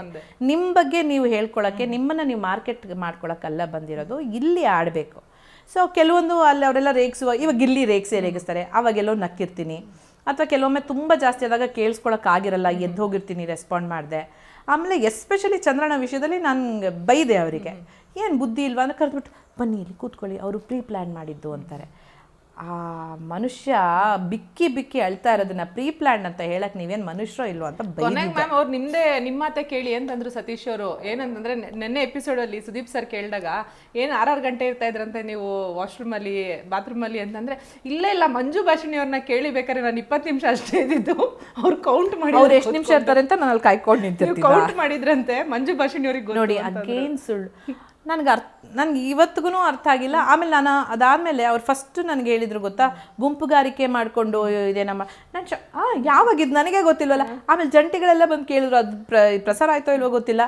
ಯಾವಾಗ ಮಂಜುಮ್ಮ ನಮಗೆ ಗೊತ್ತಿದ್ದಂಗೆ ನಮ್ಮ ಹತ್ರ ಮಾತಾಡಿದ್ದೀರಾ ನೀವು. ಆಮೇಲೆ ಮೂಲಭೂತ ನಿಯಮ ಅಲ್ಲಿ ಬಿಗ್ ಬಾಸ್ದು, ನೀವು ಜಂಟಿ ನಾಮಿನೇಷನ್ಸ್ ಬಗ್ಗೆ ಮಾತಾಡ್ಬೋದು, ಬಟ್ ಬೇರೆ ಯಾರ ಜೊತೆನೂ ಮಾತಾಡೋ ಹಾಗಿಲ್ಲ. ನಮ್ಗೆ ಫಸ್ಟೇ ರೂಲ್ ಬುಕ್ಸ್ ಹೇಳಿರ್ತಾರೆ ಅದು ಏನೇನು ರೂಲ್ಸ್ ಇದೆ ಅಂತ. ಅದು ಗೊತ್ತಿದ್ದು ನಾನು ಯಾವ ಧೈರ್ಯದ ಮೇಲೆ, ಆಮೇಲೆ ನನಗೆ ಯಾಕೆ ಯಾರನ್ನ ನಾಮಿನೇಟ್ ಮಾಡೋದು. ಇನ್ಸ್ಟೆಡ್ ಅವರೇ ನನ್ನ ಹತ್ರ ಬಂದುಬಿಟ್ಟು, ನಮ್ಮದು ಅವ್ರದ್ದು ಅಕ್ಕಪಕ್ಕ ಬೆಡ್ ಅಲ್ವಾ, ನಾನು ನನ್ನ ಬೆಡ್ಡಲ್ಲಿ ಕೂತಿರುವಾಗ, ಮೇಡಮ್ ಇಲ್ಲಿ ಸೋತವರೇ ಗೆಲ್ಲೋರು, ನೀವು ನನ್ನನ್ನೇ ನಾಮಿನೇಟ್ ಮಾಡಿ, ನನ್ನನ್ನೇ ಕಳಪೆ ಕಳಿಸಿ, ನನ್ನನ್ನೇ ಇದು ಮಾಡಿ ಅನ್ನೋರು. ನಾನು ಆಯಿತು ಸರ್ ಅಂತಿದ್ದೆ. ನಾನು ವಾದಕ್ಕೆ ಬೀಳಲ್ವಲ್ಲ. ಬಹುಶಃ ಅವ್ರೇನೋ ಚೆಕ್ ಮಾಡೋಕ್ಕೆ ಹೋಗಿ ಅವ್ರದ್ದೇನೇನೋ ಕ್ಯಾಲ್ಕುಲೇಷನ್ಸ್ ಅಲ್ಲ, ಅದೇನೋ ಗೊತ್ತಿಲ್ಲ. ಅವ್ರಿಗೆ ಏನಿದೆ ಅಂದ್ರೆ ಮ್ಯಾಮ್, ಇಲ್ಲಿ ಸೀರಿಯಲ್ ಅವರೆಲ್ಲ ಒಂದು ಟೀಮ್ ಮಾಡ್ಕೊಂಡ್ಬಿಟ್ಟಿದ್ದಾರೆ. ಈ ನಾನ್ ಎಂಟರ್ಟೈನ್ಮೆಂಟ್ ಫೀಲ್ಡ್ ಇಂದ ಯಾರು ಬಂದಿದ್ದಾರೆ ಅವ್ರನ್ನೆಲ್ಲ ಒಂದು ಮೂಲೆ ಗುಂಪು ಮಾಡಿದ್ದಾರೆ. ನಾವು ಮಾತಾಡ್ಸಿದ್ರು ಮುಖ ಕೊಟ್ಟು ಮಾತಾಡ್ಸಲ್ಲ ಅವರು. ಸರ್ ಈ ಥರ ದಿನ ಬೆಳಗನ ರಾತ್ರಿ ನಂಗೆ ಏನೇನೋ ಹೇಳ್ತಿದ್ರೆ, ಯಾರು ಮುಖ ಕೊಟ್ಟು ತಪ್ಪಿಸ್ಕೊಂಡು ಓಡಾಡ್ತಾ ಇರ್ತೀನಿ. ಯಪ್ಪ ಬಂದರೆ ಇನ್ನೊಂದು ನಾಯಿ ವಿಷಯ, ಇನ್ನೊಂದೇನೋ ನನ್ನ ಮಗ ಫೇಲ್ ಆಗಲಿ ಅಂತಲೇ ಕಾಯ್ತಾ ಇದ್ದೀನಿ ಅಂತಾರೆ. ಆಮೇಲೆ ನನ್ನ ಮಗನ second best hero in India ಮಾಡ್ತೀನಿ, ಸೌತ್ ಇಂಡಿಯಾನೋ ಮಾಡ್ತೀನಿ. ಯಾಕೆ ಅಂದರೆ ಫಸ್ಟ್ ಹೀರೋ ಅಂದರೆ ದುರಹಂಕಾರ ಅನ್ಸ್ಬಿಡುತ್ತೆ. ಮಗ ಫೇಲ್ ಆಗಲಿ ಅಂತ ಯಾವ ತಂದೆ ಹೇಳ್ತಾರೆ? ನೀವು ನಂಬಕ್ಕಾದರೂ ಸಾಧ್ಯನಾ? ನಾನಂದರೆ ಅವ್ರನ್ನ ಹೀಯಾಳ್ಸಿ ಮಾತಾಡ್ತಿಲ್ಲ. First listen to yourself. ನೀವೇನು ಮಾತಾಡ್ತಿದ್ದೀರಾ ಆ ಮಾತನ್ನು ಇನ್ನೊಬ್ಬ ವ್ಯಕ್ತಿ ಕೇಳಿಸ್ಕೋಬೇಕು ಅಂತ ಹೇಗೆ ನೀವು ಬಯಸ್ತೀರಾ ಅಲ್ವಾ? ಇವಾಗ ತೇಜು ಮಾತಾಡೋದು ನಂಗೆ ಇಷ್ಟ ಆದರೆ ಕೇಳ್ತೀನಿ, 2 ಸತಿ ಕೇಳ್ತೀನಿ, ಇಲ್ಲಪ್ಪ ಇವ್ರು ಇದೇ ಮಾತಾಡ್ತಿದ್ದಾರೆ, ನನಗೇನೋ ಅದು ಸರಿನೇ ಹೋಗ್ತಿಲ್ಲ ಅಂತ 3ನೇ ಸತಿ ಎದ್ದು ಹೋಗ್ತೀನಿ. ಅದನ್ನು ನೀವು ಟಾರ್ಗೆಟ್ ಮಾಡಿಬಿಟ್ಟು ಇವಳು ಹಿಂಗೆ ಮಾಡ್ಲು ಅಂದರೆ ಪ್ರೂಫ್ ತೋರಿಸಿ ನನಗೆ. ನಾನು ಮಾತಾಡಿದರೆ ಇದ್ದೇ ಇರುತ್ತಲ್ಲ ಫುಟೇಜು, ನಾನು ಅದನ್ನೇ ಹೇಳಿದೆ, ಫುಟೇಜ್ ತೋರ್ಸಕ್ಕೆ ಹೇಳಿ, ಎಲ್ರಿಗೂ ಗೊತ್ತಾಗಲಿ. ನಮ್ಮ ಜಂಟಿಗಳಂತೂ ನಂಬಲ್ಲ, ಯಾಕಂದ್ರೆ ನಾನು ಮಾತಾಡಿಲ್ಲ. ಆಮೇಲೆ ಇನ್ನೊಂದು ಮಿಡ್ ಎಲಿಮಿನೇಷನ್ ಹೇಳಿದ್ರು, ಅವ್ರ ಫ್ಯಾಮಿಲಿ ತುಂಬ ಮಿಸ್ ಮಾಡ್ಕೊಳ್ತಿದ್ದಾರೆ, ಅವ್ರ ಮನೆಗೆ ಹೋಗ್ಬೇಕು ಅಂತ ಎಲ್ಲರ ಹತ್ರನೂ ಹೇಳ್ಕೊಂಬಂದಿದ್ದಾರೆ. ರಾಮ ಏನು ಹಬ್ಬ ಮಾತಾಡ್ತಾ ಇದ್ದಾರೆ ಅಂಥವ್ರ ಹತ್ರ ನೀವು ಏನು ವಾದ ಮಾಡ್ತೀರಾ? ಹೌದೌದು. ನಾನು ಫಸ್ಟ್ ಟೈಮ್ ಅವ್ರು ಕ್ಲೇಮ್ ಮಾಡಿದಾಗ್ಲೇ ನಾನು ಮಾತು ಬಿಟ್ಬಿಟ್ಟೆ. ಯಾಕಂದರೆ my character is like that. ಅನವಶ್ಯಕವಾಗಿ ನನ್ನ ಟೈಮ್ ಆ್ಯಂಡ್ ಎನರ್ಜಿ ನಾನು ವೇಸ್ಟ್ ಮಾಡಲ್ಲ. ತೇಜುಗೆ ಅರ್ಥ ಆದರೆ ನಾನು ಹೇಳ್ತೀನಿ, ತೇಜುಗೆ ಅರ್ಥ ಆಗಲಿ ಅಂದರೆ ನನಗೆ ಗೊತ್ತು ಇವ್ರು ಬುದ್ಧಿಮಟ್ಟ ಇಷ್ಟೇ ಅಂತ ನಾನು ಹೋಗಲ್ಲ ಅಲ್ಲಿಗೆ. ನಾನು ಮಾತಾಡಿಸ್ಲಿಲ್ಲ. 3 ದಿನ ಸುದ್ದಿ ಹತ್ರ ಎಲ್ಲ ಹೇಳಿದ್ರಂತೆ, ಯಾಕೋ ಮಂಜಕ್ಕ ಕೋಪ ಮಾಡ್ಕೊಂಡಿದ್ದಾರೆ. ಆಮೇಲೆ ಅವ್ರ ಮೈ ಮೇಲೆ ಬಿದ್ದು ಬಂದರೆ ನನಗೆ ಪಾಪ ಅನ್ನಿಸ್ತು. ಪಾಪ ಏನೋ ಇನ್ನೋಸೆಂಟಾಗಿ ಏನೋ ಮಾತಾಡ್ತಿದ್ದಾರೆ, ನಾನೇನಕ್ಕಿಲ್ಲ ಏನೋ ಸಾಧಿಸಕ್ಕೆ ಬಂದಿದ್ದೀನಿ, ಹೋಗಲಿ ಅಂತ ಮಾತಾಡ್ಸಿದ್ದೀನಿ. ನೋಡಿದ್ರೆ ನೆಕ್ಸ್ಟ್ ವೀಕ್ ಮತ್ತೆ ನನ್ನ ತಲೆ ಮೇಲೆ ನಾನು ಮೊನ್ನೆ ಸಿಕ್ಕಿದ್ರು ಇದಾದಾಗ, ಅದು ಎಲಿಮಿನೇಟ್ ಆದಾಗ ನಾವು ಅನ್ಕೊಂಡು ಈ ಕಡೆ ಆಗಲ್ಲ. ನಮ್ಮದು ಝೋನೇ ಬೇರೆ. ನಾವಾಯಿತು ನಮ್ಮ ಪಾಡಾಯಿತು, ಮಾತಾಡ್ತೀವ, ಅದರಲ್ಲಿ ಏನಾದರೂ ಒಂದು ತೂಕ ಇರಬೇಕು, ಏನಾದರೂ ಅರ್ಥ ಇರಬೇಕು, ಏನಾದರೂ ನಾವು ತಿಳ್ಕೊಳ್ಳೋದಿರಬೇಕು. ಇಲ್ವಾ? ಬೇಡ. ಶಬ್ದ ಮಾಲಿನ್ಯ ಬೇಡ. ಓಕೆ ಮ್ಯಾಮ್, ನಿಮ್ಮ ಪ್ರಕಾರ ನೆಕ್ಸ್ಟ್ ವೀಕ್ ಇಲ್ಲಿ ಯಾರು ಇರ್ತಾರೆ ಅನ್ಸುತ್ತೆ ಈ ಜಾಗದಲ್ಲ? ಹೌದು, ಎಲಿಮಿನೇಟ್ ಆಗಿ ಯಾರು ಬರ್ಬೋದು ಅನ್ಸುತ್ತೆ? ಇವಾಗ ಹೋಗ್ತಿರೋ ಟ್ರೆಂಡಲ್ಲಿ ಜಾನು ಅಥವಾ ಅಶ್ವಿನಿ ಗೌಡ ಇರಬೇಕು, ಬಟ್ ಇರಲ್ಲ ಅಂತ ಅನ್ಸುತ್ತೆ. ಯಾಕೆಂದರೆ ನೋಡಿ, ಇವಾಗ ನಾನು ಬರೀ ಸಿಹಿ, ನನ್ನಲ್ಲಿ ಏನೂ ಮಸಾಲ ಇಲ್ಲ. ನಾನು ಕೊಡೋದು ಬರೀ ನಮ್ಮ ಕರ್ನಾಟಕದ ಅನ್ನ, ಬೇಳೆ, ತಿಳಿಸಾರು, ಉಪ್ಪಿನಕಾಯಿ, ಚಿಲ್ಲಿ ಚಿಕನ್ನು, ಮಸಾಲ, ಪಪ್ಪಡ್ ಏನಿಲ್ಲ. ಬಟ್ ಅದೆಲ್ಲ ಅವ್ರು ಆಗಿದಾರಲ್ಲ. ಒಬ್ಬರು ಚಿಲ್ಲಿ ಚಿಕನ್ ಆಗಿದ್ದಾರೆ, ಮಸಾಲ ಪಪ್ಪಡ ಆಗಿದ್ದಾರೆ. ಅದೆಲ್ಲ ಇಲ್ದಿರ ಬರೀ ಸಿಹಿ ತಿನ್ಕೊಂಡಿರೋ ಅಂದರೆ ಆಗಲ್ಲ, ಬರೀ ಕಾಮಿಡಿ ತಿನ್ಕೊಂಡಿರೋ ಅಂದರೆ ಆಗಲ್ಲ. ಒಬ್ಬ ಹೀರೋ ಆಗೋಕೆ ಒಬ್ಬ ವಿಲನ್ ಬೇಕೇ ಬೇಕು. ಸೊ ಆ ಒಂದು ದೃಷ್ಟಿನಲ್ಲಿ ಜನಗಳು ವೋಟ್ ಮಾಡಿದ್ರು ಮಾಡ್ಬೋದು, ನನಗೆ ಗೊತ್ತಿಲ್ಲ. ಜನಗಳು ತಿರುಗಿ ಬಿದ್ದವರೇ ವೋಟ್ ಮಾಡಿ ಉಳಿಸ್ಕೊಂಬಿಟ್ರೆ ನನಗೆ ಏನು ಗೊತ್ತಿಲ್ಲ. ನಿಜವಾಗ್ಲೂ ಹೇಳಬೇಕಂದ್ರೆ ಒಂದು ವಾತಾವರಣ ಯಾರಿಂದನೋ ಹಾಳಾಗ್ತಿದೆ ಅಂದರೆ, ಇವಾಗ ಏನೋ ಒಂದು ತರಕಾರಿ ಕೊಳಿತಿದೆ ಈ ರೂಮ್ನಲ್ಲಿ, ಅದರಿಂದ ವಾಸನೆ ಬರ್ತಿದೆ ಅಂದರೆ ನೀವು ಅದನ್ನು ಇಟ್ಕೋತಿರೋ ಹೊರಗಡೆ ಹಾಕ್ತಿರೋ ನಿಮ್ಮ ನಿರ್ಧಾರಕ್ಕೆ, ನಿಮ್ಮ ಇದಕ್ಕೆ ಬಿಟ್ಟಿದ್ದು. ಸೊ ನನ್ನ ಪ್ರಕಾರ ಅವರಿಬ್ಬರಲ್ಲಿ ಒಬ್ಬರಾದರೂ ಬರಬೇಕು. ಇಲ್ಲ ಅಂತ ಹೇಳಿದ್ರೆ ಅವರಿಬ್ಬರು ಉಳ್ಕೊಂಡ್ರು ಅಂತ ಹೇಳಿದ್ರೆ, ಅಥವಾ ಸ್ಪೋರ್ಟ್ಸ್ ಮಾಡಿ ಅವ್ರೇನಾದರೂ ಇಮ್ಯುನಿಟಿ ಗಳಿಸ್ಕೊಂಡು ಅಂತ ಹೇಳಿದ್ರೆ, ಇರೋದ್ರಲ್ಲಿ ಒಂದು ಸ್ವಲ್ಪ ಕಡಿಮೆ ಮಾಡ್ತಾ ಇರೋದು ಅಂತ ಹೇಳಿದ್ರೆ ನನಗೆ ಮಾಡು. ಅಂದರೆ ಹೊರಗಡೆ ತುಂಬ ದೊಡ್ಡ ಸಿಂಗರ್ ಆಗಿರ್ಬೋದು, ಬಟ್ ಅಲ್ಲಿ ಅವ್ರ ಭಾಷೆ ಬೇರೆಯವ್ರಿಗೆ ಅರ್ಥ ಮಾಡ್ಕೊಳ್ಳೋಕೆ ಕಷ್ಟ ಆಗ್ತಿದೆ, ಅವ್ರೊಂದು ಸ್ಟ್ಯಾಂಡ್ ತಗೊಳ್ತಾ ಇಲ್ಲ, ಯಾರು ಏನು ಸ್ವಲ್ಪ ಜೋರಾದರೆ ಅವ್ರ ಮಾತನ್ನು ಕೇಳ್ತಾ ಇದ್ದಾರೆ. ಟಾಸ್ಕ್ ಒಂದರಲ್ಲಿ ಒಂದೆರಡರಲ್ಲಿ ನಿರೂಪಿಸ್ಕೊಂಡಿದ್ದಾರೆ ಬಿಟ್ರೆ, ಬಟ್ ಇದು ಬರೀ ಟಾಸ್ಕ್ ಅಲ್ವಲ್ಲ, ಆ ಗೇಮ್ ಅಲ್ವಲ್ಲ. ಸೊ ಅವರೊಬ್ಬರು ಹೆಸರಿದೆ. ಸ್ಪಂದನ ಇಷ್ಟು ದಿನದಲ್ಲಿ ನ್ಯೂಟ್ರಲ್ ಆಗಿದ್ರು, ಅಂದರೆ ಅವ್ರು ಸ್ಟ್ಯಾಂಡ್ ತಗೊಳ್ಳೋರು, ಅವ್ರ ಪರವಾಗಿ ಸ್ಟ್ಯಾಂಡ್ ತಗೊಳ್ಳೋರು, ಮಾತಾಡೋರು, ಎಲ್ಲ ಮಾಡೋರು. ಬಟ್ ಟಾಸ್ಕಲ್ಲಿ ಎಲ್ಲೂ ಅವ್ರನ್ನ ಪ್ರೂವ್ ಮಾಡ್ಕೊಂಡಿಲ್ಲ, ಅವ್ರ ಹೆಸರೊಂದಿದೆ. ಆಮೇಲೆ ಮಲ್ಲಮ್ಮ ಟಾಸ್ಕಲ್ಲಿ ತುಂಬ ಚೆನ್ನಾಗಿ ಆಡ್ತಾರೆ, ಬಟ್ ಅವ್ರಿಗೆ ಬಿಗ್ ಬಾಸ್ ಆಟನೇ ಇನ್ನೂ ಗೊತ್ತಾಗಿಲ್ಲ. ಸೊ ಅವ್ರ ಅವಶ್ಯಕತೆನೂ ಆ ಮನೆಗೆ ಇಲ್ಲ ಅನ್ಸುತ್ತೆ. ಹಾಗೆ ಜನಗಳು ಅವ್ರಿರೋ ರೀತಿನೇ ಇಷ್ಟಪಟ್ಟು ಉಳಿಸ್ಕೊಂಡ್ರೆ ಉಳಿಸ್ತಾರೆ, ಇಲ್ದಿದ್ರೆ ಈ 5 ಜನದಲ್ಲಿ ಯಾರಾದರೂ ಒಬ್ಬರಂತೂ ಇರಬೇಕು ಅಂತ ಅನ್ಸುತ್ತೆ. ಓಕೆ, ಇನ್ನು ಪ್ರೋಮೋ ನೋಡಿದ್ದೀರಾ ಇವತ್ತದು ವೈಲ್ಡ್ ಕಾರ್ಡ್ ಎಂಟ್ರಿ? ಏನ್ ಅನ್ನಿಸ್ತು ಆ ಕಂಟೆಸ್ಟೆಂಟ್ ಬಗ್ಗೆ? ಅಯ್ಯೋ, ನಾನು ಇರಬಾರ್ದಾಗಿತ್ತಾ ಅನ್ನಿಸ್ತಿದೆ ಸೀರಿಯಸ್ಲಿ. ನಾನು ಹೋಗಿ ಫುಲ್ ಸಾಥ್ ಕೊಟ್ಬಿಟ್ಟಿರ್ತಿದ್ದೇನೋ ರಘು ಅವರಿಗೆ. ಬಟ್ ಇಲ್ಲ, ಅವ್ರ ಜೋರು ನಿಜವಾಗ್ಲೂ ಒಳಗಿಂದ ಬರ್ತಿರೋ ಜೋರ? ಯಾಕಂದರೆ ನನಗೆ ಅಕೇನು ಅವ್ರಿಗೆ ಗೊತ್ತಿಲ್ಲ, ರಘು ಅವರು ನಿಜವಾಗ್ಲೂ ಒಳಗಿಂದ ಬರ್ತಿದ್ಯಾ ಅಥವಾ ಬರೀ ಹೊಸದ್ರಲ್ಲಿ ಅಗ್ಸ ಬಟ್ಟೆನ ಎತ್ತೆತ್ತೆ ಹೋಗದ ಅಂತಾರಲ್ಲ ಆ ಥರನ ಗೊತ್ತಿಲ್ಲ. ಬಟ್ ಅವ್ರು ನಿಜವಾಗ್ಲೂ ಆ ನಿಲುವನ್ನ ತಗೊಂಡಿದ್ರೆ. ಅವ್ರ ವೈಫ್ ನೆನೆ ಹೇಳ್ತಾ ಇದ್ರು, ನಮ್ಮ ಮನೆಯಲ್ಲಿ ನನ್ನ ತಲೆ ಒಂದ್ಬಿಟ್ಟು ಮಿಕ್ಕಿದೆಲ್ಲ ಹೊಡೆದಾಕಿದ್ದಾರೆ ಅಂತ. ಹೌದಾ? ಓಕೆ, ಆ ಥರ ಆದರೆ ನಿಜವಾಗ್ಲೂ ಚಾಟಿ ಏಟ್ಗಳು ಒಳಗಿಂದಾನೇ ಬೀಳಕ್ಕೆ ಶುರು ಆಗುತ್ತೆ. ಅದು ಆ ಕಷ್ಟದ ಕೆಲಸ ಪಾಪ ಸುದೀಪ್ ಸರ್ಗೆ ಒಂದು ಸ್ವಲ್ಪ ರಿಲೀಫ್ ಸಿಗ್ಬೋದು, 1-2 ವಾರ ಅನ್ಸುತ್ತೆ. ಬಟ್ ಆಗಬೇಕು. ನಾನು ಹೇಳೋದೇನು ಗೊತ್ತಾ, ತಪ್ಪು ಮಾಡೋದು ಸಹಜ, ಯಾರೂ ತಪ್ಪು ಮಾಡ್ದಿರೋ ಮನುಷ್ಯ ಅಲ್ಲ. ನಾನು ಮಾಡಿರ್ತೀನಿ, ನೀವು ಮಾಡಿರ್ತೀರ, ಬಟ್ ಅದನ್ನು ತಿದ್ಕೊಂಡು ನಡಿಬೇಕು. ಇವಾಗ ಅವ್ರ ವ್ಯಕ್ತಿತ್ವ ಈ 3 ವಾರದಲ್ಲಿ ಯಾವುದೋ ಒಂದು ರೀತಿ ಬಿಂಬಿತ ಆಗಿದೆ. ಅಶ್ವಿನಿ ಗೌಡ ಮತ್ತು ಜಾನು ಅವ್ರು ಕೆಟ್ಟವರು ಅಂತ ನಾನು ಹೇಳಲ್ಲ, ಆ್ಯಂಡ್ ಐ ಆಮ್ ನೋ ಬಡಿ ಟು ಜಡ್ಜ್ ದೆಮ್. ಬಟ್ ನನ್ನ ಮುಂದೆ ಏನೋ ನಡೆದಿರೋ ಬೇಸಿಸ್ ಮೇಲೆ ನಾನು ಮಾತಾಡ್ತಾ ಇದ್ದೀನಿ. ಇವಾಗ ಆಗಿರೋದು, ಸುದೀಪ್ ಸರ್ ಹೇಳಿರೋದು, ಅವ್ರಿಗೆ ಅಫ್ಕೋರ್ಸ್ ಜನಗಳ ಕಣ್ಣಲ್ಲಿ ಅವ್ರು ಏನಾಗಿದ್ದಾರೆ ಅಂತ ಅವ್ರಿಗೆ ಗೊತ್ತಿಲ್ಲ. ಹೌದಲ್ವಾ, ನಾವು ತಪ್ಪು ಮಾಡಿದ್ದೀವಿ ಅಂತ 2 ಕ್ಷಣ ಕೂತ್ಕೊಂಡು ಯೋಚನೆ ಮಾಡಿ ಅವ್ರ ನಡವಳಿಕೆನ ಬದಲಾಯಿಸ್ಕೊಂಡು ನಿಜವಾದ ಆಟ. ನೀವು ಸ್ಟ್ಯಾಂಡ್ ತೊಗೊಳ್ಳಿ, ಅದರಲ್ಲೊಂದು ತೂಕ ಇರಬೇಕು. ನೀವು ಮಾತಾಡಿ, ಅದರಲ್ಲೊಂದು ನಿಜ ಇರಬೇಕು, ಸತ್ಯ ಇರಬೇಕು. ಆ ಥರ ಮಾತಾಡಿ ಇಷ್ಟು ದಿನ ಜನಗಳು ಏನು ಬೈತಿದ್ರು ಅವರೇ ಹೊಗಳೋಂಗಾಗಿ ಅಲ್ಲಿ ಉಳ್ಕೊಂಡ್ರೆ ಅದಕ್ಕೊಂದು ಅರ್ಥ ಇದೆ. ಬಟ್ ಇದೇ ಥರ ಆಡಿದ್ರೆ ಸರಿಯಾಗಿ ಹೊಡಿಸ್ಕೊಂಡು ಹೊರಗಡೆ ಬರ್ತಾರೆ. ಆ ಥರ ಆಗದೆ ಇರಲಿ. ಇದು ನಮ್ಮ ಶೋನ ಒಂದು ಲಾಸ್ಟ್ ಸೆಗ್ಮೆಂಟು, ಯಾರ್ಯಾರು ಹೆಂಗೆ ಅಂತ. ಅಂದ್ರೆ ಒಂದು ಕೈಂಡ್ ಆಫ್ ರ್ಯಾಪಿಡ್ ಫೈರ್ ತರ. ನಾನು ನಿಮ್ಮ ಜೊತೆ ಇದ್ದಂತಹ ಕಂಟೆಸ್ಟೆಂಟ್ಗಳು ಒಬ್ಬೊಬ್ಬರ ಹೆಸರು ಹೇಳ್ತೀನಿ, ನಿಮ್ಗೆ ಅವ್ರ ಬಗ್ಗೆ ಏನ್ ಅನ್ಸುತ್ತೆ ಅಂತ ರ್ಯಾಪಿಡ್ ಫೈರ್ ಇಮಿಡಿಯೇಟ್ ಆಗಿ ಹೇಳ್ಬೇಕಾ? Yes ma'am. ಓಕೆ ಓಕೆ, ರೆಡಿನಾ ಮ್ಯಾಮ್? ಕರಿಬಸಪ್ಪ ಅರ್ಧಂಬರ್ಧ ತಿಳುವಳಿಕೆ. ಆರ್ ಜೆ ಅಮಿತ್ ತುಂಬ ಒಳ್ಳೆ ಹುಡುಗ, ಬುದ್ಧಿವಂತ. Cockroach Sudeep buckets Raja. Oh, bucket ರಾಜನ. Okay, Kavya neutral. Gilli extraordinarily extraordinary. Janhvi ಜಾತ್ರೆ. ಅಶ್ವಿನಿ ಗೌಡ ಹೆಮ್ಮಾರಿ. ಅಶ್ವಿನಿ SN ಅವಕಾಶದಿಂದ ವಂಚಿತೆ. Abhishek double faced. Dhanush very cute, nice, charming, strong guy. Dhruvanth ಬದಲಾದ ಮನಸ್ಸು. Okay, Mallamma innocent and ignorant. Rakshita clean slates. Rashika Shetty ವಯಸ್ಸಿನಲ್ಲಿ ಚಿಕ್ಕವಳು ಬಟ್ ಬುದ್ಧಿವಂತೆ. ಸ್ಪಂದನ ಇನ್ನೂ ಹೆಚ್ಚು ಬೆಳಗಬೇಕು, ಸ್ಪಂದಿಸಬೇಕು. ಮಾಳು ಅವಕಾಶ ಹೊರಗಡೆನೆ ಜಾಸ್ತಿ ಸಿಗ್ಬೋದು ಇಲ್ಲಿಗಿಂತ. ಸತೀಶ್ ಹೋಳು, ಬರೀ ಹೋಳು. ಚಂದ್ರಪ್ರಭಾ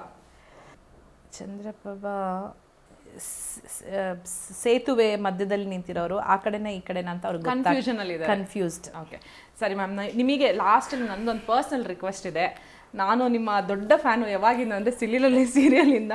ನನಗೋಸ್ಕರ ನೀವು ಲಲಿತಾಂಬದು ಓಪನಿಂಗ್ ಏನಿದೆ ಅಲ್ಲ ಅದೊಂದ್ಸಲಿ ಹೇಳ್ಬೋದಾ ಅಂತ. ಯಾವ ಓಪನಿಂಗ್? ಸಿಲಿಲಲ್ಲಿ ವಾವ್ ಅಲ್ಲ ಮ್ಯಾಮ್, ನಿಮ್ಮ ಡೈಲಾಗ್, ನಿಮ್ಮ ಫೇಮಸ್ ಡೈಲಾಗ್ ನಿಮ್ಗೂ ಬರುತ್ತೆ ಅನ್ಸುತ್ತಲ್ವಾ? ಇಲ್ಲ ಮ್ಯಾಮ್, ನೀವು ಹೇಳ್ಕೊಡಿ, ನಾನು ಹೇಳ್ತೀನಿ. ಇಲ್ಲ, ಅದು ನಿಮ್ಮ ಬಾಯಲ್ಲಿ ಬಂದ್ರೇನೆ ಚಂದ. ಓಕೆ, ಅವ್ರಿಗೆ ಹೇಳ. ಮ್ಯಾಮ್ ಹೇಳಿ.